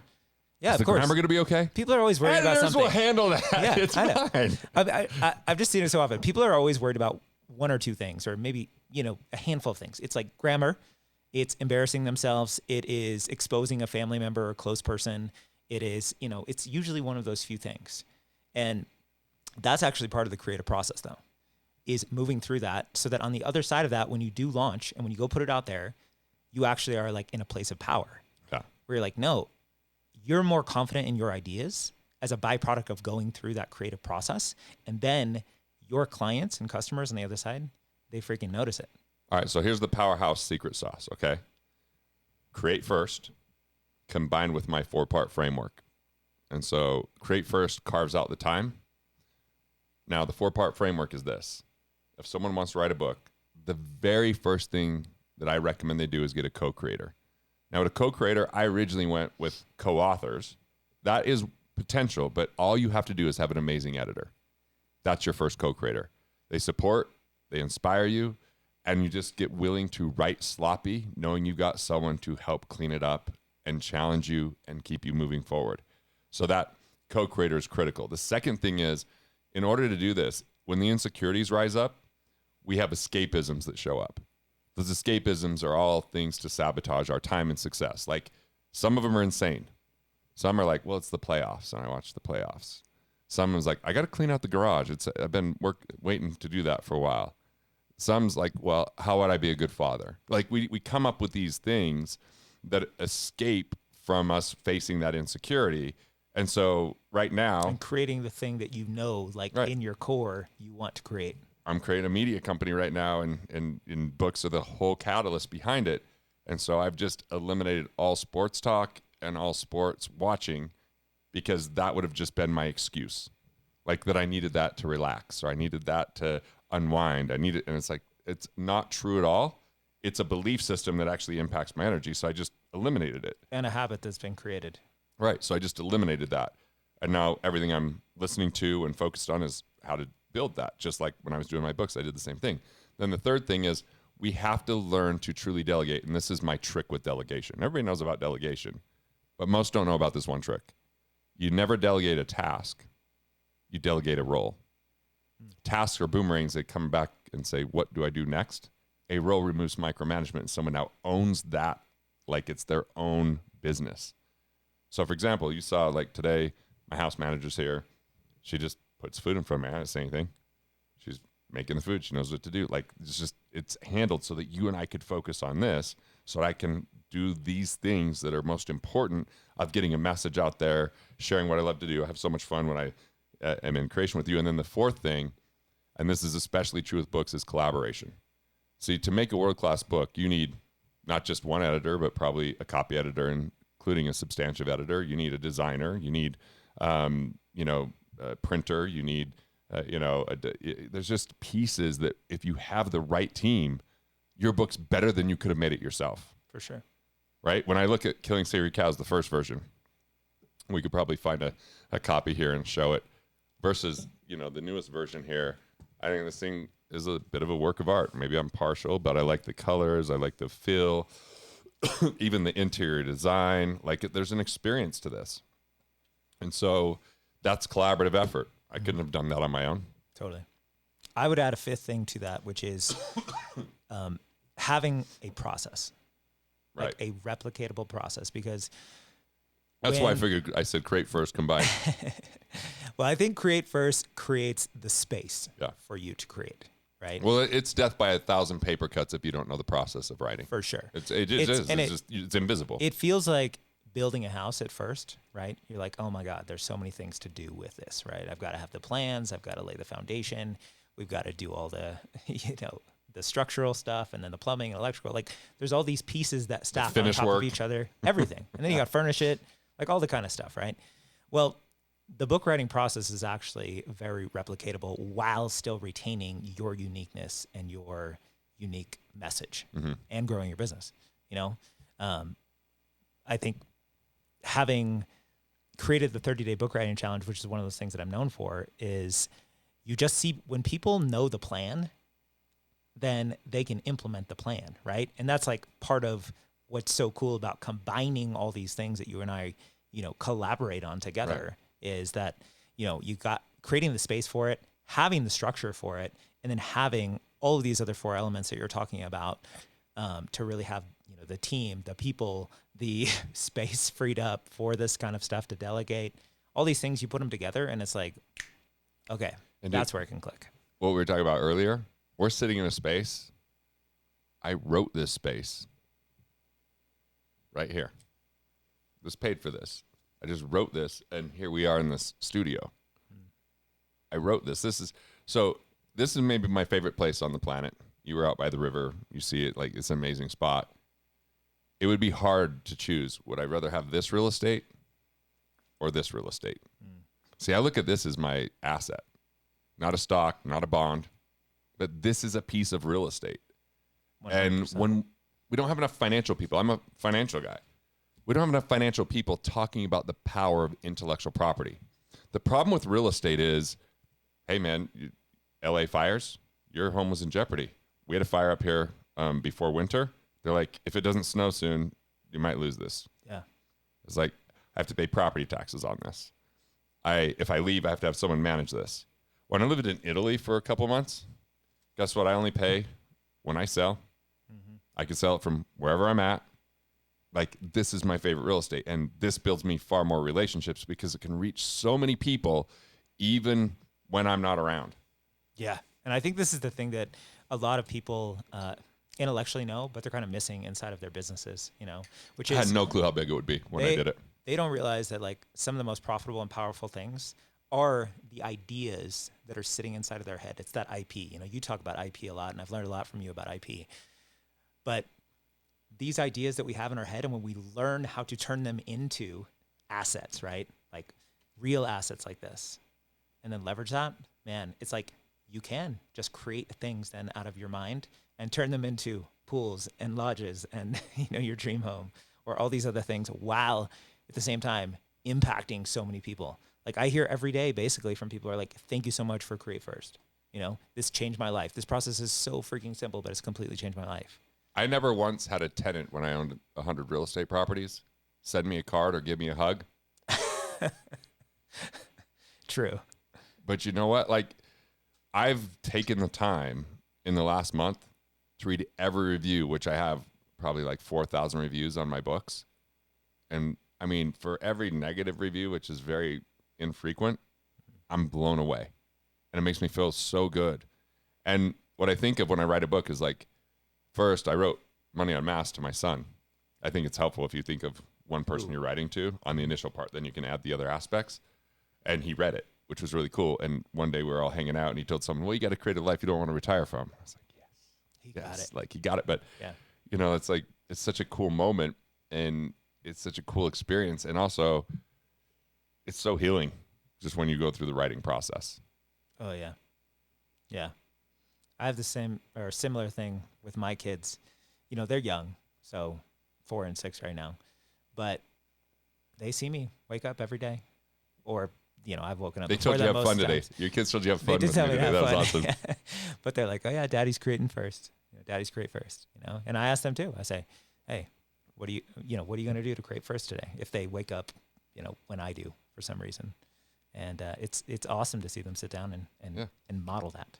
This book right here is about legacy, right? But it's a legacy that will live even after I'm gone. Killing Sacred Cows, my co-author would have been Les. He's dead, but the book's dedicated to him. His legacy is living on through that, through the words. And I was thinking right here in this very spot, I sent the like paperback, which was like the advanced reader copy, to my friend Adam, and he came up to the cabin after he read it, and he just like, dude, this changed my family's life. And so I think when I'm writing, I'm going, this is a prescription to solve people's pain that they would never have to go through if I'm willing to face my own fears and go through this process. Boom. I mean, that's a mic drop, dude. And there's so much in that.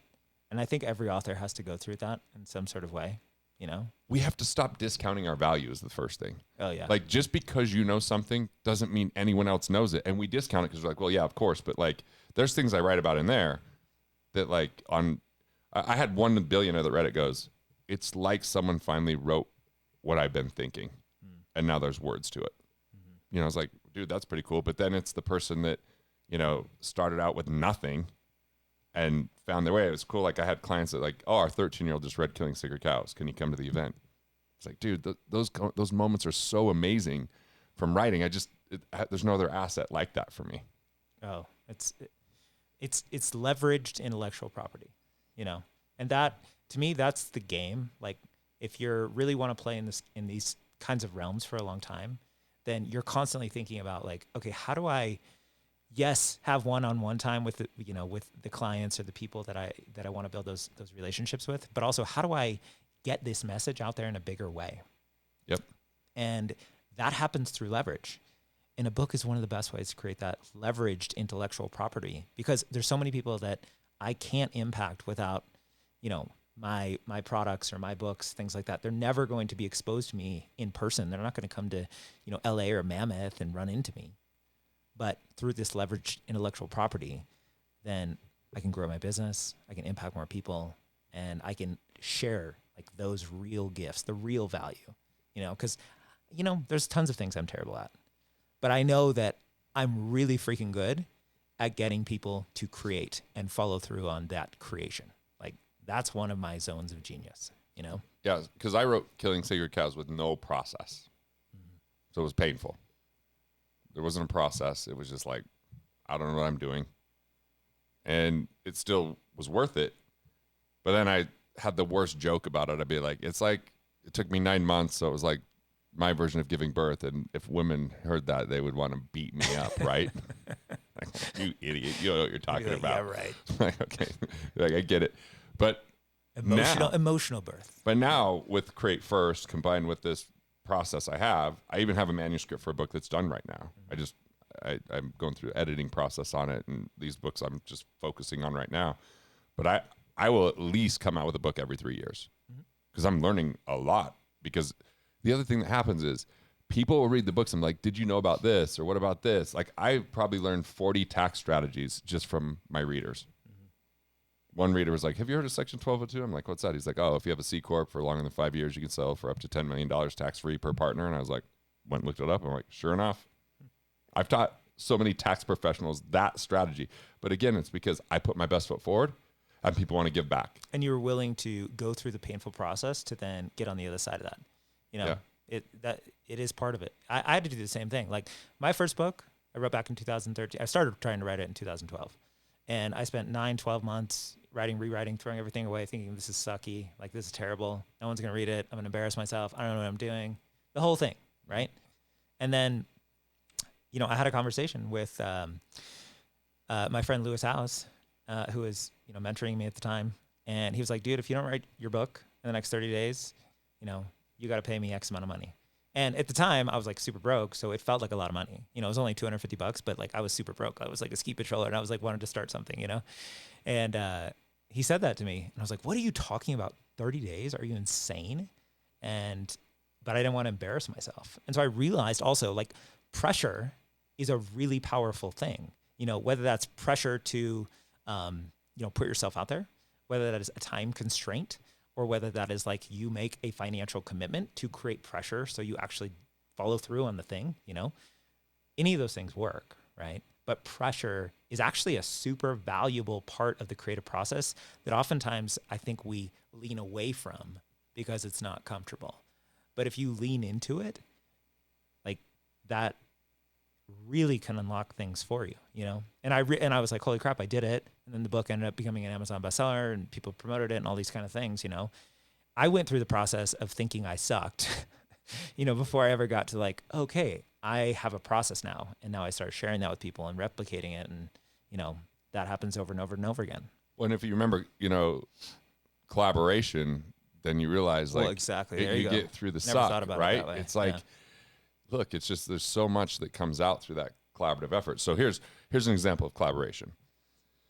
So I write Killing Sacred Cows. I get introduced to someone that's a book promoter, and he reads the book. He goes, cool.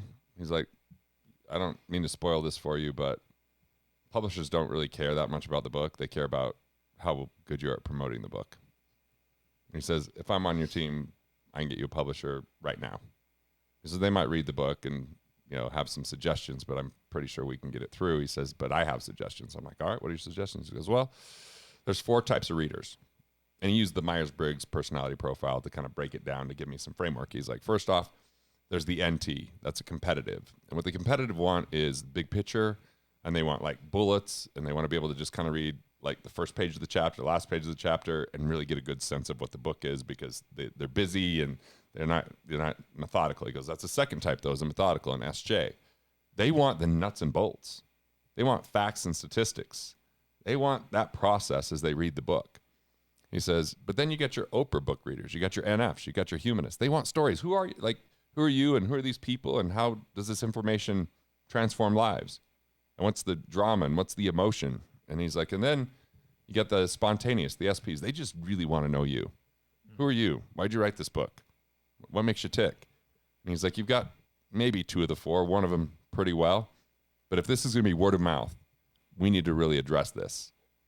And here we are in 2025, and that book continues. I get people that send me videos.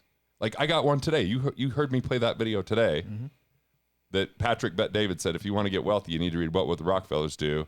It's how the wealthy, and he read the subtitle and the whole thing. I was like, that's cool, right? I mean, and then I have someone that was at a Bitcoin conference saying, if you got to get financially literate, you got to read Killing Sacred Cows. I was like, this is awesome. Like I love, that people will send me those clips.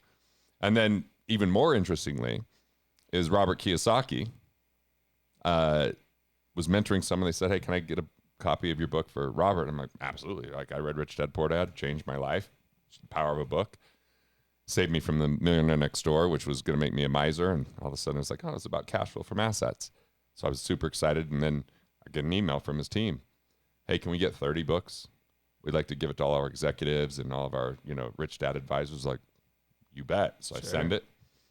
And then 2 years later, this thing came out called Shooting Sacred Cows. mine's killing, not shooting the sacred cows of money, and mine's the 9 financial myths, and that was the 8 financial lies. And even their cover was from very similar to my old cover for this documentary DVD. I just bought it. I haven't watched it, but I wanted to see it. I was like, well, that's interesting. I was like kind of flattering, but then I sent a cease and desist. And then I said, I don't really want to sue you guys. I just would love to meet Robert and maybe do a collaboration. So they promoted me 3 times. All 3 times we made more than $100,000. I was on his podcast twice. And even when I went to his podcast, I walk in to go into the podcast room, and a thing I wrote called the Producer Manifesto is hanging on the door. You were making an impact. I was like, dude, where'd you get that? Because I know I didn't send it. He goes, oh, yeah, one of my really good friends sent it to me. It's a really cherished thing. I'm like, I don't know if you've seen at the very bottom, but my name's on it. I mean, it's like super small print. And he's like, really? And so I was like, wow, like, see, but that led to all these promotions. And it was more of a thought of collaborative. It was a little bit flattering. And, you know, at the same time, they asked me if I'd write a book with him. And I said, nope. Well, I think the cool thing I wrote Money Unmasked instead. Yeah. On my own. I think the cool thing about that story, though, is that, it connects with what you were talking about, collaboration really being the way that you improved that book, right? And found kind of the gaps there that then led it to becoming something great. And I think that that is such an important piece of the book writing process, because it's a little different than just like hopping on a podcast, right? Or like shooting a video and putting it out there. You're talking about something that has like, physical presence. People are going to share this. It needs to be of value, and it needs to be that message that ultimately really attracts the right kind of people into your world. Like when people read Create First, they hear that concept, it attracts a certain type of person that I want in my world. When people read Money Unmasked, that's attracting a certain type of person that is ready to change their relationship with money and have this deeper level. Because it's a great book. I read it. You gave me a copy of it. I loved it. And that collaboration is going to allow us to see those holes. I gave Create First to tons of people before I ever put it out there. I was teaching it to my clients. I had people review it. You reviewed it. It's like I need that feedback to make sure that this thing is really, really valuable. And so having the right team, and that's just on the writing side. Like the collaboration has to happen also on the publishing and the marketing, promotion, all these kind of things. If you want this to have the impact and meaning and financial return. Well, when I wrote Money Unmasked, it was my first book without a co-author. And it took me 7 years to write because I had to go through a lot to figure it out. There's a lot of cathartic for you. Man, it was just like, because it was really about love in the end, and it was really about valuing and ourselves and understanding money's role, but it was also understanding money personas, which took a lot of research. Mm-hmm. I had to figure out what a money persona was. I wanted someone else to figure it out. They never did, so I had to, do the research. Do the work. Yeah. And there were times that just, I got stuck in the writing process, but I had a co-creator, and my co-creator was AJ Harper. She was my editor, and she was brilliant, and she made me a better writer because she would just challenge me, and then I would go back to writing, and then I'd have these exciting days. I'd call and talk to her about it, and even the philosophy in the book impacted her because I was talking to her once. I'm like, the big lie? Everyone that's an entrepreneur tells their spouse, I'm doing this for you. Like it's a lie. I'm making all this money for you. I'm like, no, they're trying to fill like this unfillable void and prove themselves, but it's not really for their spouse. It's just a lie. And like it impacted her. She's like, wait, I've said that to my wife. Right. Mm-hmm. And it's so like we got really connected, and then that really got this like flow going. But then, I brought in Teresa, the designer, and we went back and forth. I treated it like a piece of vinyl. And then, I had Zoe, the copy editor. It was unbelievable how she connected everything. And then I had Steven doing, proofreading and other types of editing. And, it's just like, it's a whole collaborative process that made it an amazing book. It's my highest rated book. It's 4.7 out of 5 stars, which is great. I mean, I feel good about that, but it's like, it was such an amazing experience. Even though it was difficult, it was so worth it. Mm-hmm. Like I wrote and rewrote that book. I had 88,000 words at one time. I'm like, that's way too long. Got it down to like 41,000, I think. What needed to be cut out, what needed to be trimmed. And then we had the advanced reader group. So we had like some of my clients that knew me, but then we had them invite people that didn't know who I was.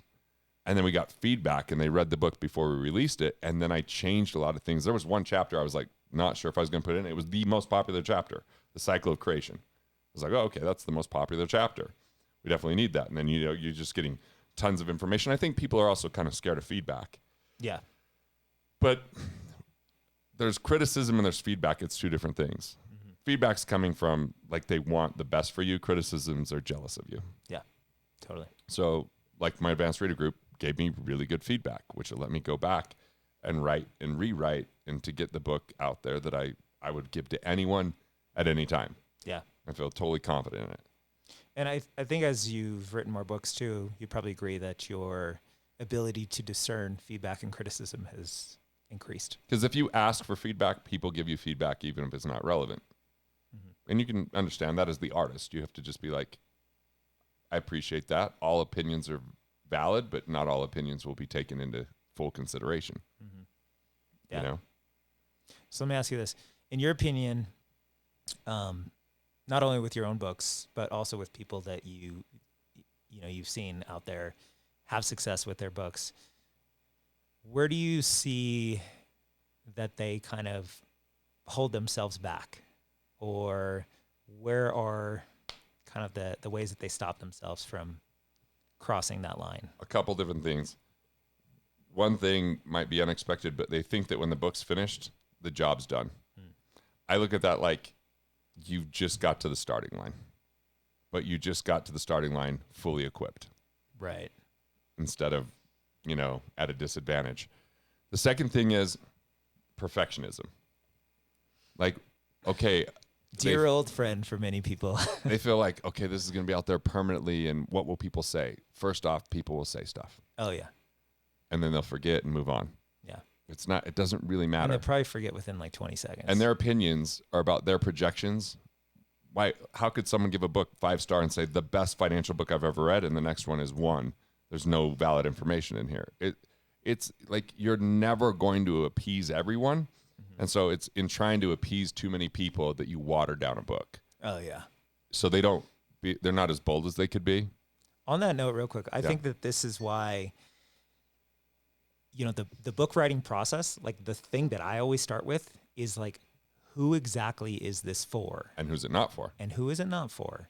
And how do we articulate in one sentence that outcome of this book? Because when you're laser clear on that, it's like, who this is for. Yeah, my process is in that I write a style guide for the book where I say, what do I stand for and what do I stand against? Yeah, love that.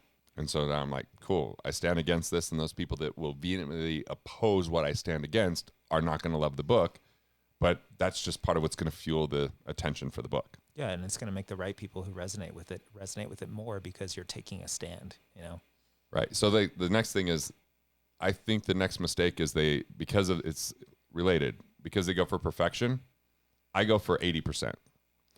And then I let the collaboration get it to perfection, or as perfect as it could be. Yeah. Because even with proofreaders, I've had people like, hey, did you know you missed a period here? Yeah.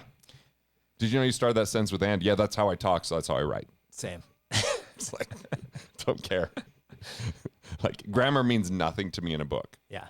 I don't worry about, is that comma in the right place? I can't tell you how many grammatical errors I've seen in New York Times bestselling books. It doesn't matter. It's impossible to eradicate all of them, even with the best proofreaders. Yeah. And so that stuff is insignificant. Yeah. And you will have that person, because it's just like someone that sees a beautiful thing of 1,000 tiles, but one's missing. They'll point out the one missing. It's fine. It's just, it's part of the process, and it's okay, because I didn't write the book to be the most articulate, beautiful, poetic writer in the world. I wrote it to really make an impact. Yeah. And sometimes that is fairly poetic, and other times that's really direct. Yeah. And I think the people watching this have that sense inside of them too, because my favorite people to work with have always been the people who are like, I know I have this thing, like you've either been told you should write a book, or you just know that you have something to say and you can't just keep it inside. It's like, it has to go there. Create First had to come out. I couldn't keep it to myself. I'm like, this is selfish if I just freaking keep this in. And not only that, but as I get it out there, it's going to unlock new levels of creativity and monetary, financial, ROI, all these kind of things for people. And I got to put it out there. I knew it was a book. It wasn't like, oh, this is a product, this is a training, this is a seminar. It wasn't that. Yep. Like people feel that inside. And I think if you felt that calling, if you felt that pull, it's like, dude, honor that. It's time to write the book. Next mistake, trying to be smart instead of try to make an impact. It's a good one. I wrote Sacred Cows like I was a damn attorney. Like there's no way anyone could argue with this point because I belabored it to the nth degree so that I sounded smart in the first version. Yeah. Right? That was my insecurity coming through in the writing. Yeah.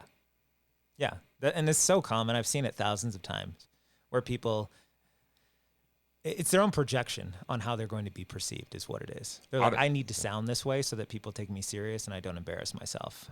But I don't even all worry it about ends that. up being is diluted writing and a crappy book, to be honest. You know? Yeah. And I think the next mistake is not putting your best. Some people are like, oh, I probably have 3 books of me. That's okay. You could always remove stuff. It could go to, but like just give it everything without holding anything back. Like, ooh, if I teach this, then why would anyone hire me because I put it all in the book? Well, those are the people, they're going to be like, this isn't a book. First off, if it's amazing, they're going to be like, how do I implement all this? Yeah. Because even if you have an amazing retention, you still are going like, do I have the confidence to implement everything that's said here? It's always nice to have that extra support. Well, yeah, if you read a book one time, you only retain like maybe 10%. Do you have books you read every year? I have books I read every year. Yeah, I do. Every single year. Yeah. I'm like, because you forget. It's time to review. Yeah. Or you're like, yeah, I need to work with Garrett or whoever to help me actually implement it. I was that way with not Killing Sacred Cows, but What Would the Rockefellers Do? You know, I read it and I was like so lit up, and I'm like, okay, I need to go implement these kind of life insurance policies. And then I kind of tried to figure it out myself, and I set up one wrong, and then I was like, nope, this is not the right thing. And so then I reached out to one of your team, you know, and got the right people to help me with it. So it's going to expose people, right? Yeah. To the ways, the right people. Some people will take ideas and run with it, and I love that. Other people are going to go, yep, I want your help implementing it. I'm with you. If someone read the book and implemented everything on their own, awesome. I'm good with it. You wouldn't have impacted them otherwise. They're also probably going to tell 30 people about the book. Exactly. So cool. Yeah. It's the best. Yeah, don't hold back. Yeah. I love that. Yeah, and it's, you know, you and I both talk about this. Like, I'm really bad at certain things, but I just have people around me that are really good at it. And so do what you do best. And I've studied other writers like Stephen Pressfield or who wrote Emergency in the Game. Neil Strauss, I've studied, like I heard him speak once and he's like, I just write really sloppy. And then I move past words if I'm not sure what word it is and I just go back. Yeah. You know, and I have like an outlining process someone taught me. I've taken hundreds of people through it and they all have a book outline within 20 minutes. Nobody's not gotten there. Yeah. Because it's just the way it works. And then I just go through my outline and I write what's inspiring in that morning or where I feel in flow. And if I get stuck, I look at another spot, maybe start writing, and it might be different chapters, or it might be I just go back to the top and kind of revise a little bit. I just find what works for me. Yeah. I don't like force something if I'm not feeling it, but I make sure to write all the time. Even when I don't feel amazing when I'm writing, maybe that's just practice. And maybe that I'm the only one that ever reads that. That's okay.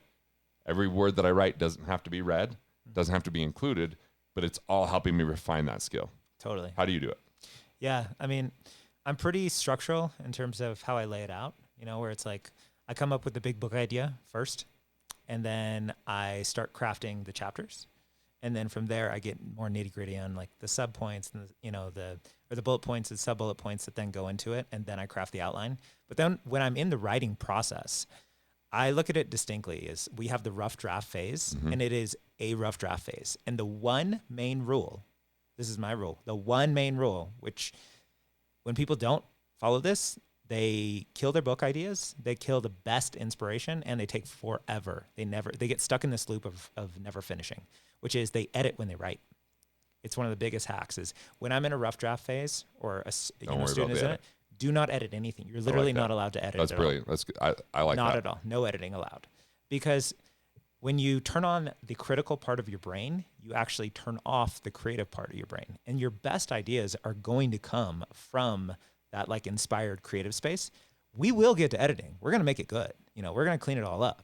That's like the phase that comes after the rough draft is we start editing it and do our best to clean that up. And then we're also going to hand it over, you know, to the editors, copy editors, all you know, the team that's going to help us out with that. But that's a critical thing for me is you cannot edit while you are writing the rough draft. You will deactivate your most inspiring, most potent stuff. Some of the best stuff I ever write is like, boom, it's just the flow state. And the more you practice that, the more you just get in flow. You know, that's like doing create first for so many years now. I don't have to edit nearly as much because like that channel is wide open. But it takes practice, you know, it's like a muscle that you develop over time. When I first writing blogs, it took me 6 hours on a blog usually. Wow. Now it's like an hour and a half. Similar number of words too. You just get better. It's reps. That's it. And I fell in love with the process of writing. I love to write. It's one of my favorite things to do. I always thought, no, I would never. Were you that way before No. you started, Killing Sacred Cows, or it happened later? Later. Yeah. I was so scared of writing during Killing Sacred Cows. Yeah. I would have Steven, my co-author, write, and then I would kind of rewrite it. I was afraid of the blank page. I was afraid of how I would say it. And it's interesting because I don't think Steven minded me telling this story. So I wrote What Would the Rockefellers Do? I did have this ghostwriter that really helped with it, but I did a ton of the writing. He really was really good with like format and like titles, and it really saved me a ton of time. But I would just sit down and rewrite then. And I remember giving it to Steven. I'm like, what do you think? He's like, it's pretty simple. And he was like almost saying it like, that's basic. And I was like, nice. And by the way, when I read Killing Sacred Cows as an audiobook, it was awful. It was 2 days. I had it in the studio. I think I said fuck a billion times. Like, dude, I feel for the dude. I think he was a Mormon dude just going like, oh, man. Because I just would, it's not how I would talk is how the first version was written. But Rockefellers, I blocked out 2 days. I was done in the first day. And I had this guy that listens to like 3 or 4 audiobooks a week, one of my good friends and clients. And he's like, dude, I couldn't even tell you're reading on Rockefellers. Because it was like so much easier. And I think that's where I go wrong sometimes on my videos is I speak with jargon. I can't help it. But in a book, I get time to go, all right, when we do this next round, is this the simplest way to say it that everybody could understand? Yeah. Nobody needs to be impressed with my vocabulary. That doesn't mean anything. It doesn't. No. Yeah, and it doesn't really matter how complicated the subject is. If you can simplify it, it actually, to me, shows that you have mastery. Like I strive to write as simple and succinct as possible. I send out a daily email every single day to my list, and most of the paragraphs are one sentence, because it's about brevity. It's about preciseness. I think that's one of my favorite words is precision. Yeah. How precise can you be with your language to articulate what you want to say, but still make it understandable? Yeah. It's part of the process, though, of practicing. But I'm cool. Even I still have a few copies of the first published version of Killing Sacred Cows, and I would still give them to anyone, knowing that it's not my best writing. I'd feel way better if they got Killing Sacred Cows too, but it's like that's where I was. But that's the evolution too, right? It's like you have to put out version 1 before you're ever going to get to version 2. Have you gone back and read your first book recently? I probably read it maybe like 6 months ago. It sounded like, it still sounded conversational because that's how I write. But there was a level of maturity that wasn't there and of just wisdom because it was 11 years. But you had to start, right? I had to start. Because when I read Sacred Cows recently, because when I rewrote it and made it part 2, I just read the whole book from cover to cover before I started the writing process. And I just kept going like, I can't believe I knew this shit. I can't believe I knew this in my 20s. Yeah. I had forgotten about it. I was like, dude, this is insane. And I only learned a lot of it from I sat down and I was like, what are all the myths that people believe in? What are all the cliches? And I just wrote it down. By the way, which served me later on. I don't know if you've heard me do my money rap. I think you might have. That came kind of from Sacred Cows of thinking all the cliches we have around money. Yeah. Right. And then I just picked the ones I thought were most subtle but destructive. I was like, some were still, but I didn't, they weren't as important. And that served me for so many years. And it took me a while to, it took me 2 years to get my first 72 pages written, and they weren't that good because I was solo. I was trying to do it on my own. That's when I was like, all right, I'm going to, Steven had been through all of my content, every video I'd ever created, and been a product of the product. So I said, will you ghostwrite for me? I paid him to ghostwrite, but he did so much work, I made him a co-author. Yeah. Then Sacred Cows 2, he was my main editor. He said, I'm an editor, don't make me a co-author. But we chopped down 30,000 words, and yet we taught more. We taught Investor DNA, which wasn't even in the first book. Because that's what happens. You just get more succinct and precise as you gain the confidence. Totally. But that happens because of reps. It's super important. No one world class at anything doesn't put in the reps. Yeah. And I think there are a ton of people who want to write their own book, and they've put in the reps to kind of master their ideas, right? It's like you were already helping people create these kinds of life insurance policies before you're ever like, okay, this is a book, I got to teach it. And so I think there are a lot of people right now that are listening to this are also going like, okay, I've put in the reps to kind of develop this methodology or this process or this focus or this story, like whatever it may be that you want to put in the book. And then it's taking the next step of like getting the support, having the right team, taking that next creative step to make that into some sort of like a leveraged IP. Yeah. And do the reps to also learn how to, write in a way that conveys those ideas. Yeah. So I was telling you the story that I write these books and more financial people buy the book than anything because they buy it in quantity. And so I had an idea that was happening, but I didn't really know a lot about it. And I got an offer to go speak a couple years ago at a financial event. I had built a financial firm. I just sold it. And so I was kind of like doing some comedy, working on a book, and kind of wondering what the next chapter is going to be. So I show up and I walk in the room, and the guy speaking is like, oh shit, Garrett Gunderson just got in the room. I didn't know the guy, but I was like, oh, that's cool. He acknowledged me. He's a speaker. They're asking him questions like, why don't you wait till Garrett speaks and ask him that? He'll probably know better.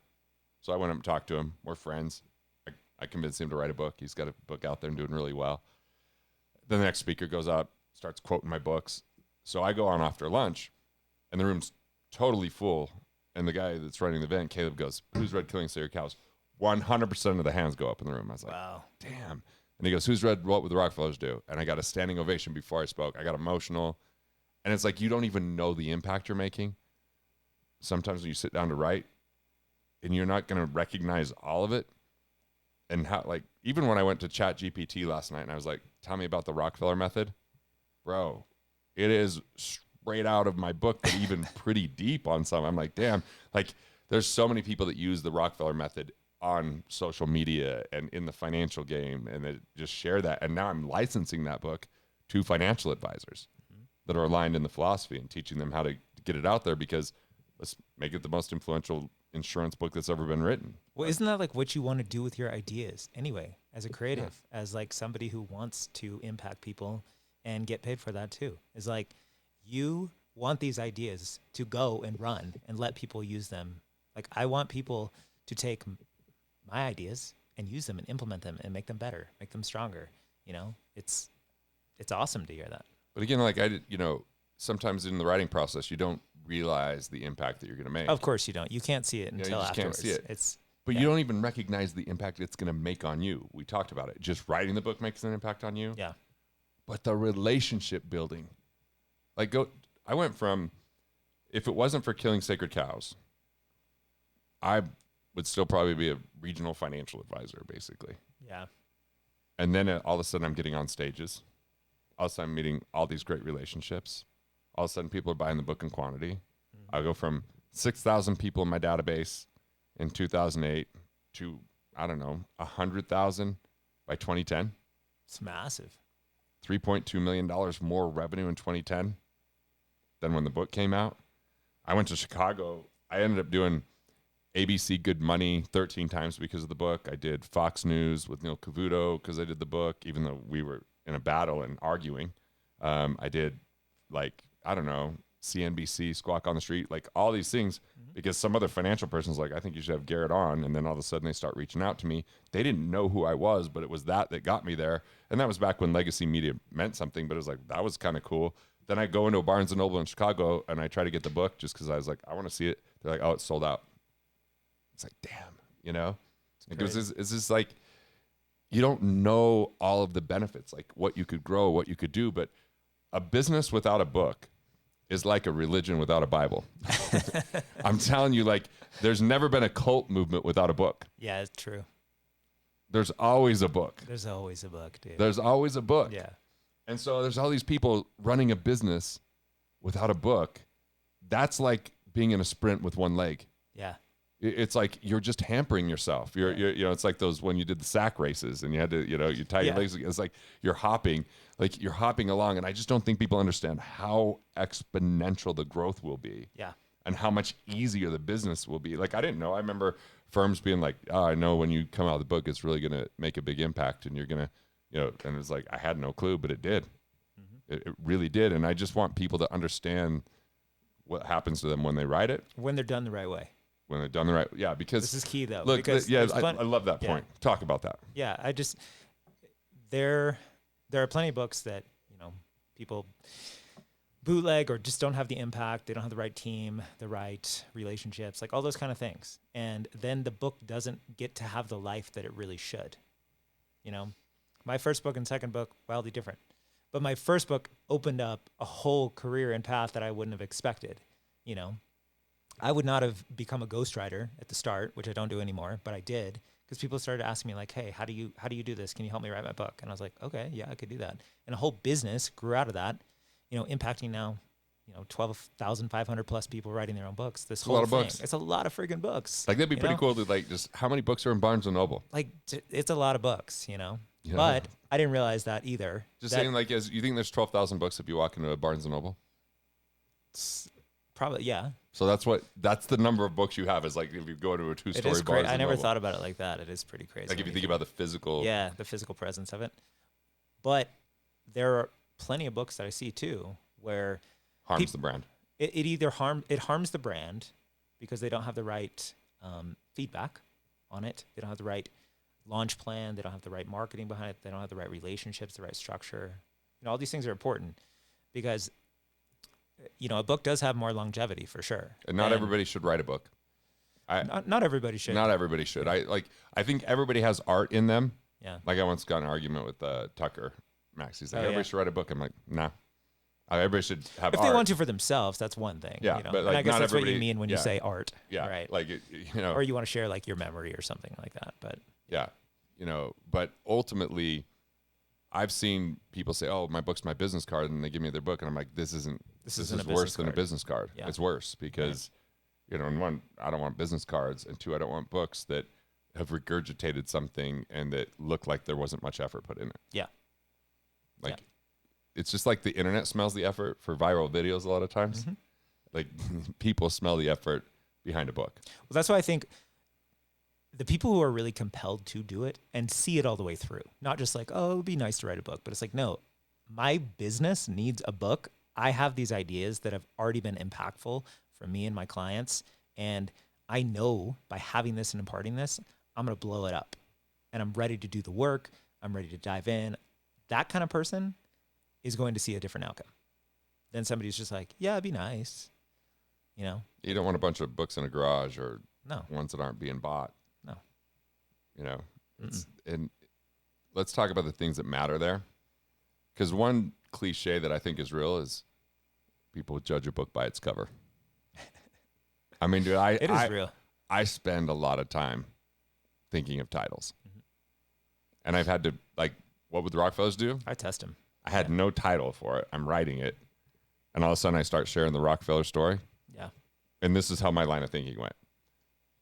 People always go, what would Garrett do as a play on me looking like Jesus? As in, what would Jesus do? What would Garrett do? And I was like, oh, what would the Rockefellers do? Yeah.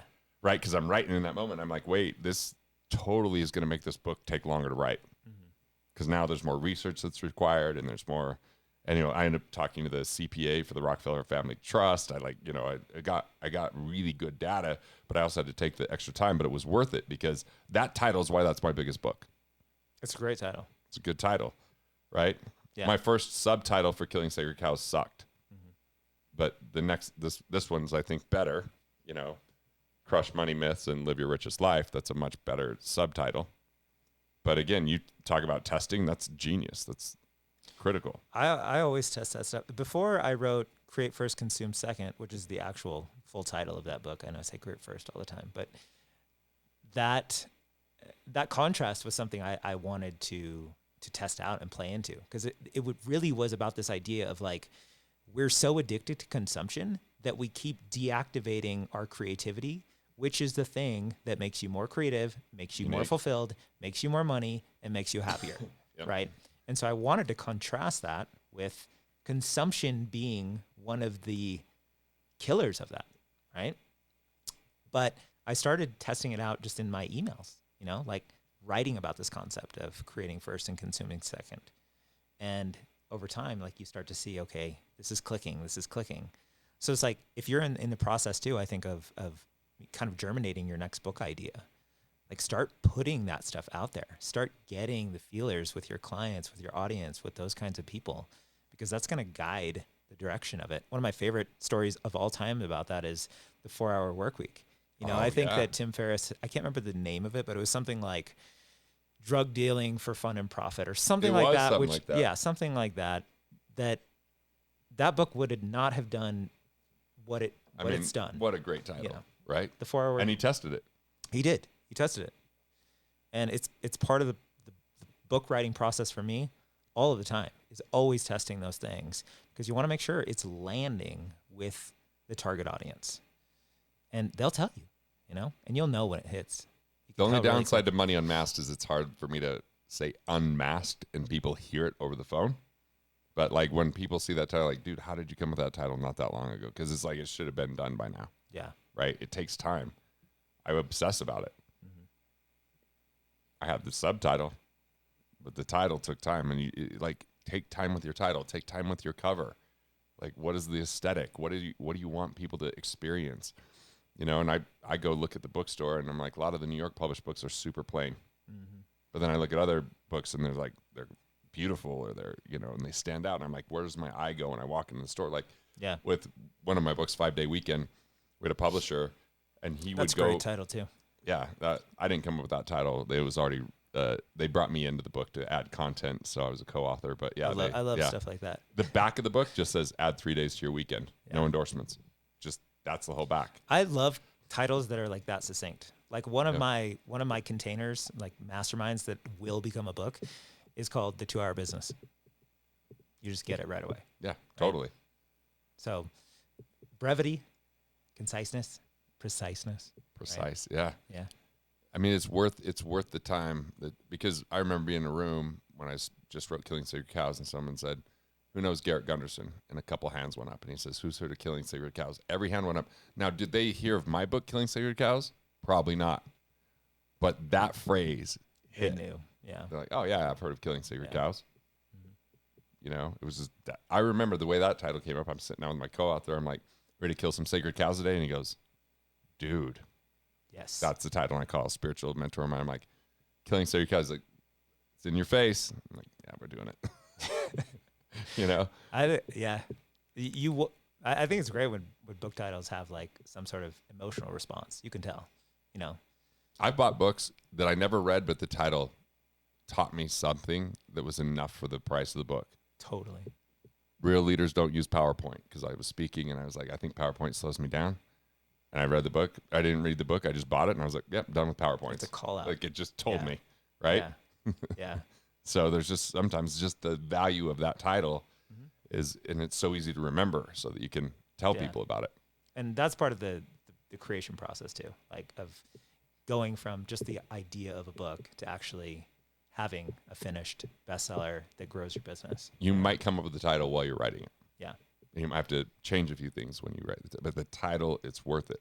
Yeah. I'd be sitting at like concerts and trying to listen to the show, but I'm thinking about the book title in my head. Mm-hmm. I just have chicken scratch everywhere on tons of things of like, what if we combine these words and what is this book? And then when it hits. And then all of a sudden it's easy for people to remember and to recommend. Yeah. Yeah. Okay. So like a tiny switch in gears, I guess. Yeah. Which is from what you've seen, when you look at the people who are really most primed, like in their business, consultancy, whatever they have, who are ready to then like take that leap to writing a book and then blowing up their business with a book, what do you see as kind of patterns or common things that you've seen? So somebody knows like, yeah, like this is the time I need to do this. First thing, people that are amazing one-on-one. I just know people, by that? They're just good when they sit down and consult someone. They're just really good communicators. They're good listeners, but they're at bandwidth. And here's the keys. Number one, they're finding themselves answering questions that are mundane, and it's actually diminishing the passion of what they do. They're like, yeah, I answer that every time. Mm-hmm. It's like, yeah, because you didn't write about it. You can have someone show up. The second thing is they have to take extra time one-on-one to train people how to maximize the benefits of what they offer, because they don't even know what to ask. And so when someone reads my book, they know the questions to ask me. So it kind of like almost pre-frames them on whatever you're what they should ask. With. Yeah. Because people don't have access to results when they don't have good questions. True. And they don't have good questions because they're more clear about what they don't want than what they do want. And they know what they don't want because there's some pain point there. And the pleasure point is too far away because they don't know how to articulate it because they're stuck. Mm-hmm.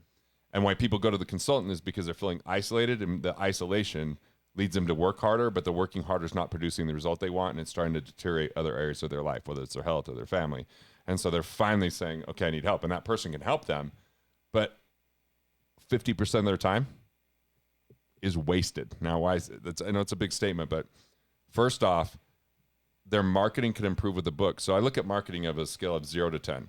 To recap what you said real quick, okay. Yeah. Is to, it sounds like what you're saying, correct me if I'm mishearing you, is that the book helps illuminate the problem and the solution. Yeah. It actually shows the gap for someone. Mm-hmm. So look, for a book to be extraordinary, it has to leave someone with this one factor: hope. And when I talk about hope is like, okay, this is doable. Yeah. If the book doesn't leave them with hope, they aren't going to recommend it, and they're not going to do anything from it. So it's got to be accessible. Yeah. Right. That's why, like, look, true. I know I wrote Rockefellers, but like to a certain degree, it was gifted to me. Like I just was like hitting conscious. It's like the brilliance of it is it makes legacy accessible to everybody. Yeah. You don't have to be wealthy to get benefit from that book. As a matter of fact, I started doing the methodology at $50 a month at 19 years old before I was married or had kids. Mm-hmm. So, and it gives you hope that you can do that. I agree with that 100%. The best books do that. Like I had someone read the book that came into my cash cabin where I sit here and mm-hmm. consult someone for a day. They're like, man, I've always thought insurance was such a waste. And now I realize like I just didn't understand it. It's like, I don't even have to, we get to skip that. I don't want to talk about insurance with anyone, honestly. So I'm like, cool, I don't have to have that conversation. I just refer them to the experts, my co-authors, the other people I've mentored. Set up the policy. And they do it. I don't sit down. I'm not licensed. I don't do that. Yeah. And I just spoke at a insurance company, and this guy came up. He goes, hey, I love Rockefellers. You need to write this other book on insurance. And he told me the idea. I go, that's either your book. I already wrote my insurance book. I'm done. You know, it's like, just felt good to tell him. Like, that's feedback that didn't matter because it was like, it's like, it's not creative. I'm done with it. It's like when I wrote Killing Sacred Cows, I had a major New York publisher say, we want you to write a 401k book. I'm like, guess what? I'm not going to write a 401k book. I already wrote about it in Killing Sacred Cows and the problems. I'm not going to isolate and do a book on that. I'm not going to get pigeonholed. So marketing on a scale of 0 to 10, if someone doesn't know you, it's a 0. But if someone read your book cover to cover, they're for sure above a 5. That's true. Sometimes they're a 10. Mm-hmm. And now it's just a matter of sales. It's just taking the intake and doing the order and qualifying them. Pointing them to the right offer. So it's so effective on the marketing side. Mm-hmm. The second thing is it's effective on the sales side. If someone's, like, imagine you don't do a good job in the sales process and says, can you send me something? I'm going to send them a book. Yeah. It's like, hey, wait, you need to read this. And if you don't read this, we're probably not a good fit. Yeah. Like, it's just let the book do the heavy lifting. And then customer experience and fulfillment. Pieces of the book could be videos. Pieces of the book could be part of the course that you create because it's the catalyst for that. So on marketing, sales, and fulfillment, it's one of the key catalysts to make all of that work. Mm-hmm. And so now they're coming in going, all right, I don't have to ask. This already answered all the frequently asked questions. Yeah. It actually trained them to ask better questions. Some that read 2 of my 3 books I talked to yesterday. That led them to watch even videos. And so I had an hour with them. That would have taken it would have been a 4-hour meeting to get everything done I wanted to get done. Because I just understood what they already knew, what they didn't know. And I was able to just get right to the heart of the matter and be so succinct, which here's what's really cool about that. There's intimacy because I'm no longer in the transactional conversation. I'm in what is their money mindset?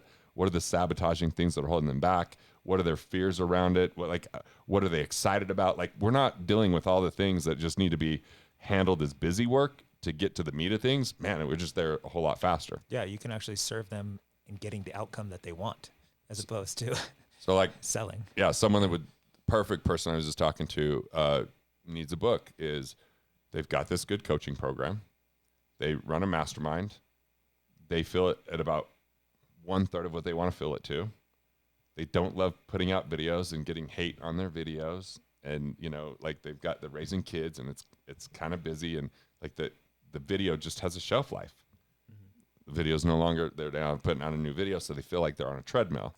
Right. I was like, if you have a book, that book is going to crush growing your business. It's going to absolutely get you there, because you can have the one thing in the book lead them to, if you want to implement this, our mastermind is a solution. I mean, look, you know, I listened to Piranha Marketing, which was like a book with audios for Joe. And at the end, he talked about his mastermind. So when he called, he's like, I have this thing, Genius Network. I'm like, I'm in. I mean, I was like putting every last dollar and chip into this book, because look, again, I said I had 6,000 people in my database. I also was worth $8 million when I decided to write the book, and I was over leveraged in real estate. So by the time the book came out, I spent every last dollar on the campaign to my account going to zero, which seems insane, but it led to so much. And if I would have been like, well, I'm in a tight spot, I'm just going to need to hunker through. It just took me back to this thought process where, let's look at 2 fast food companies and let's look at a great recession that happened back in the day.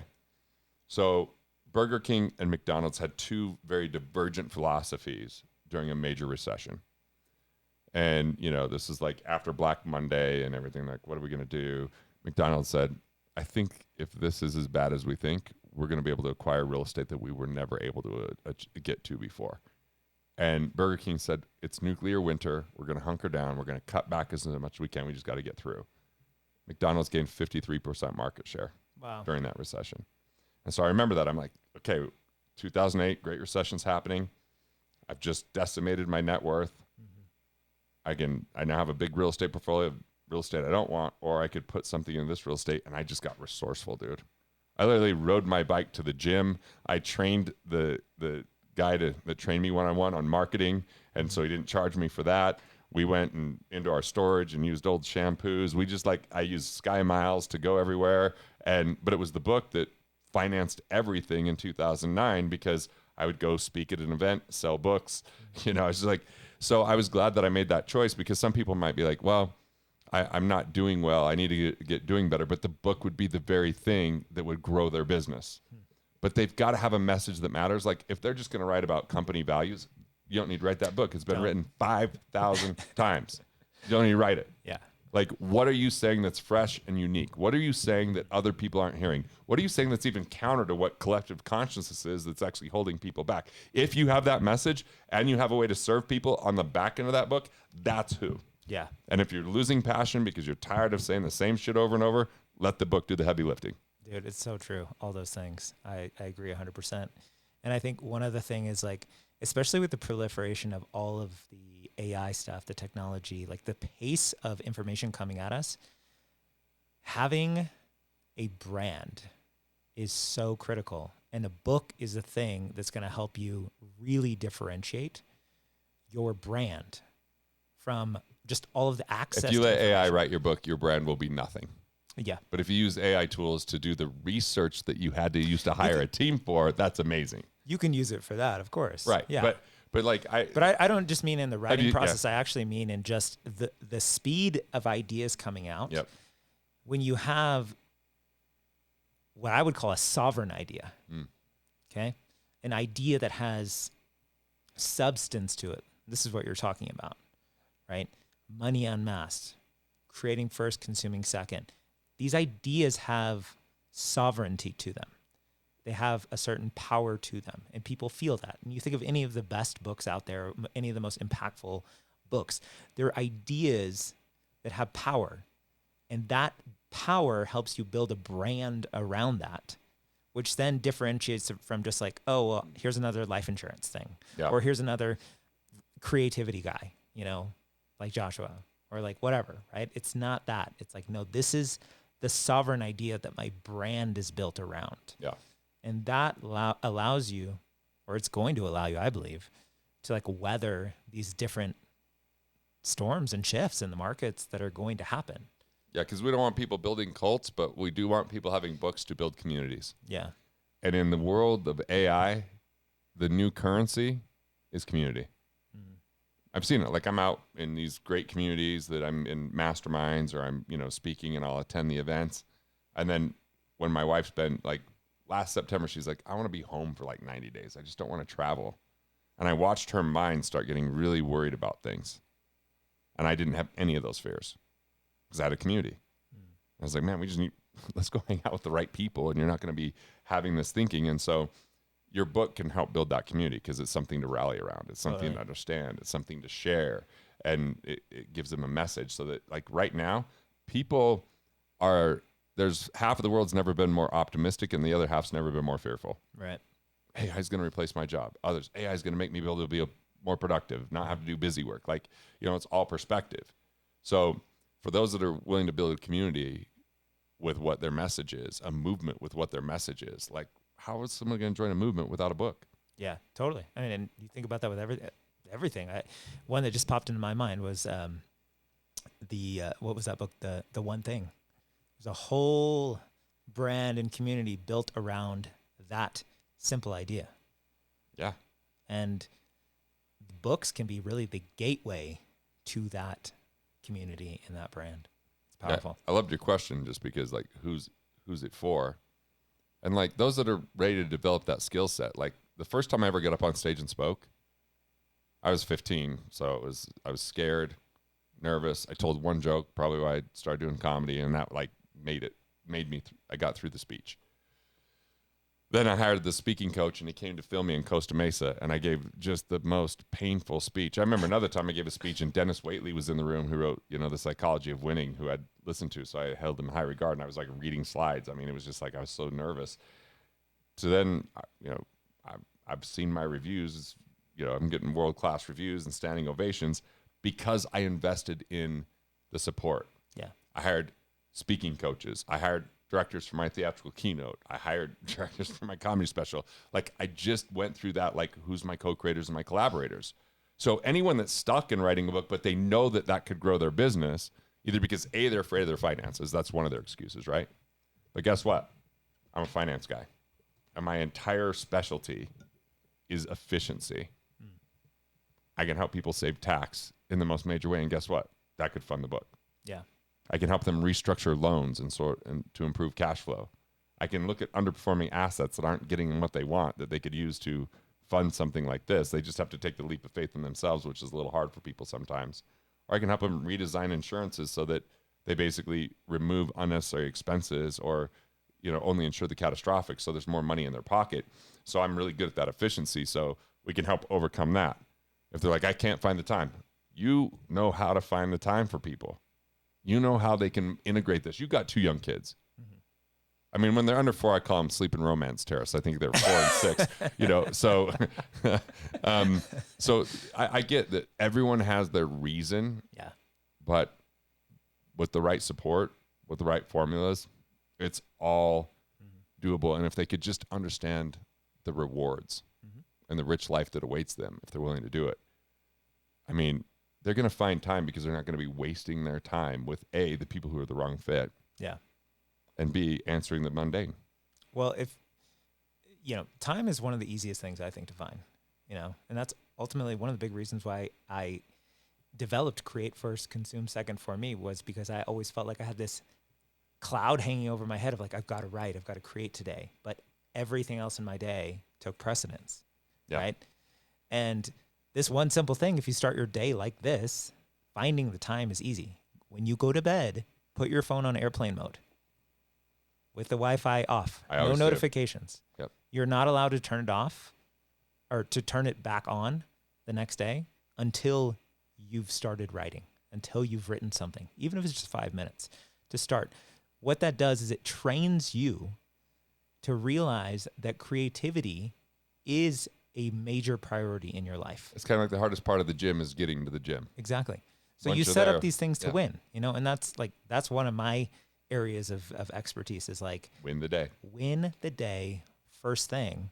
And then this thing isn't looming over your head because you're going to have all the other life stuff and business stuff and all these kind of things that are coming at you for sure, you know, but just like you are great at finding financial efficiency, I'm great at finding time and creative efficiency. All right, so if money's your excuse, I can help overcome that.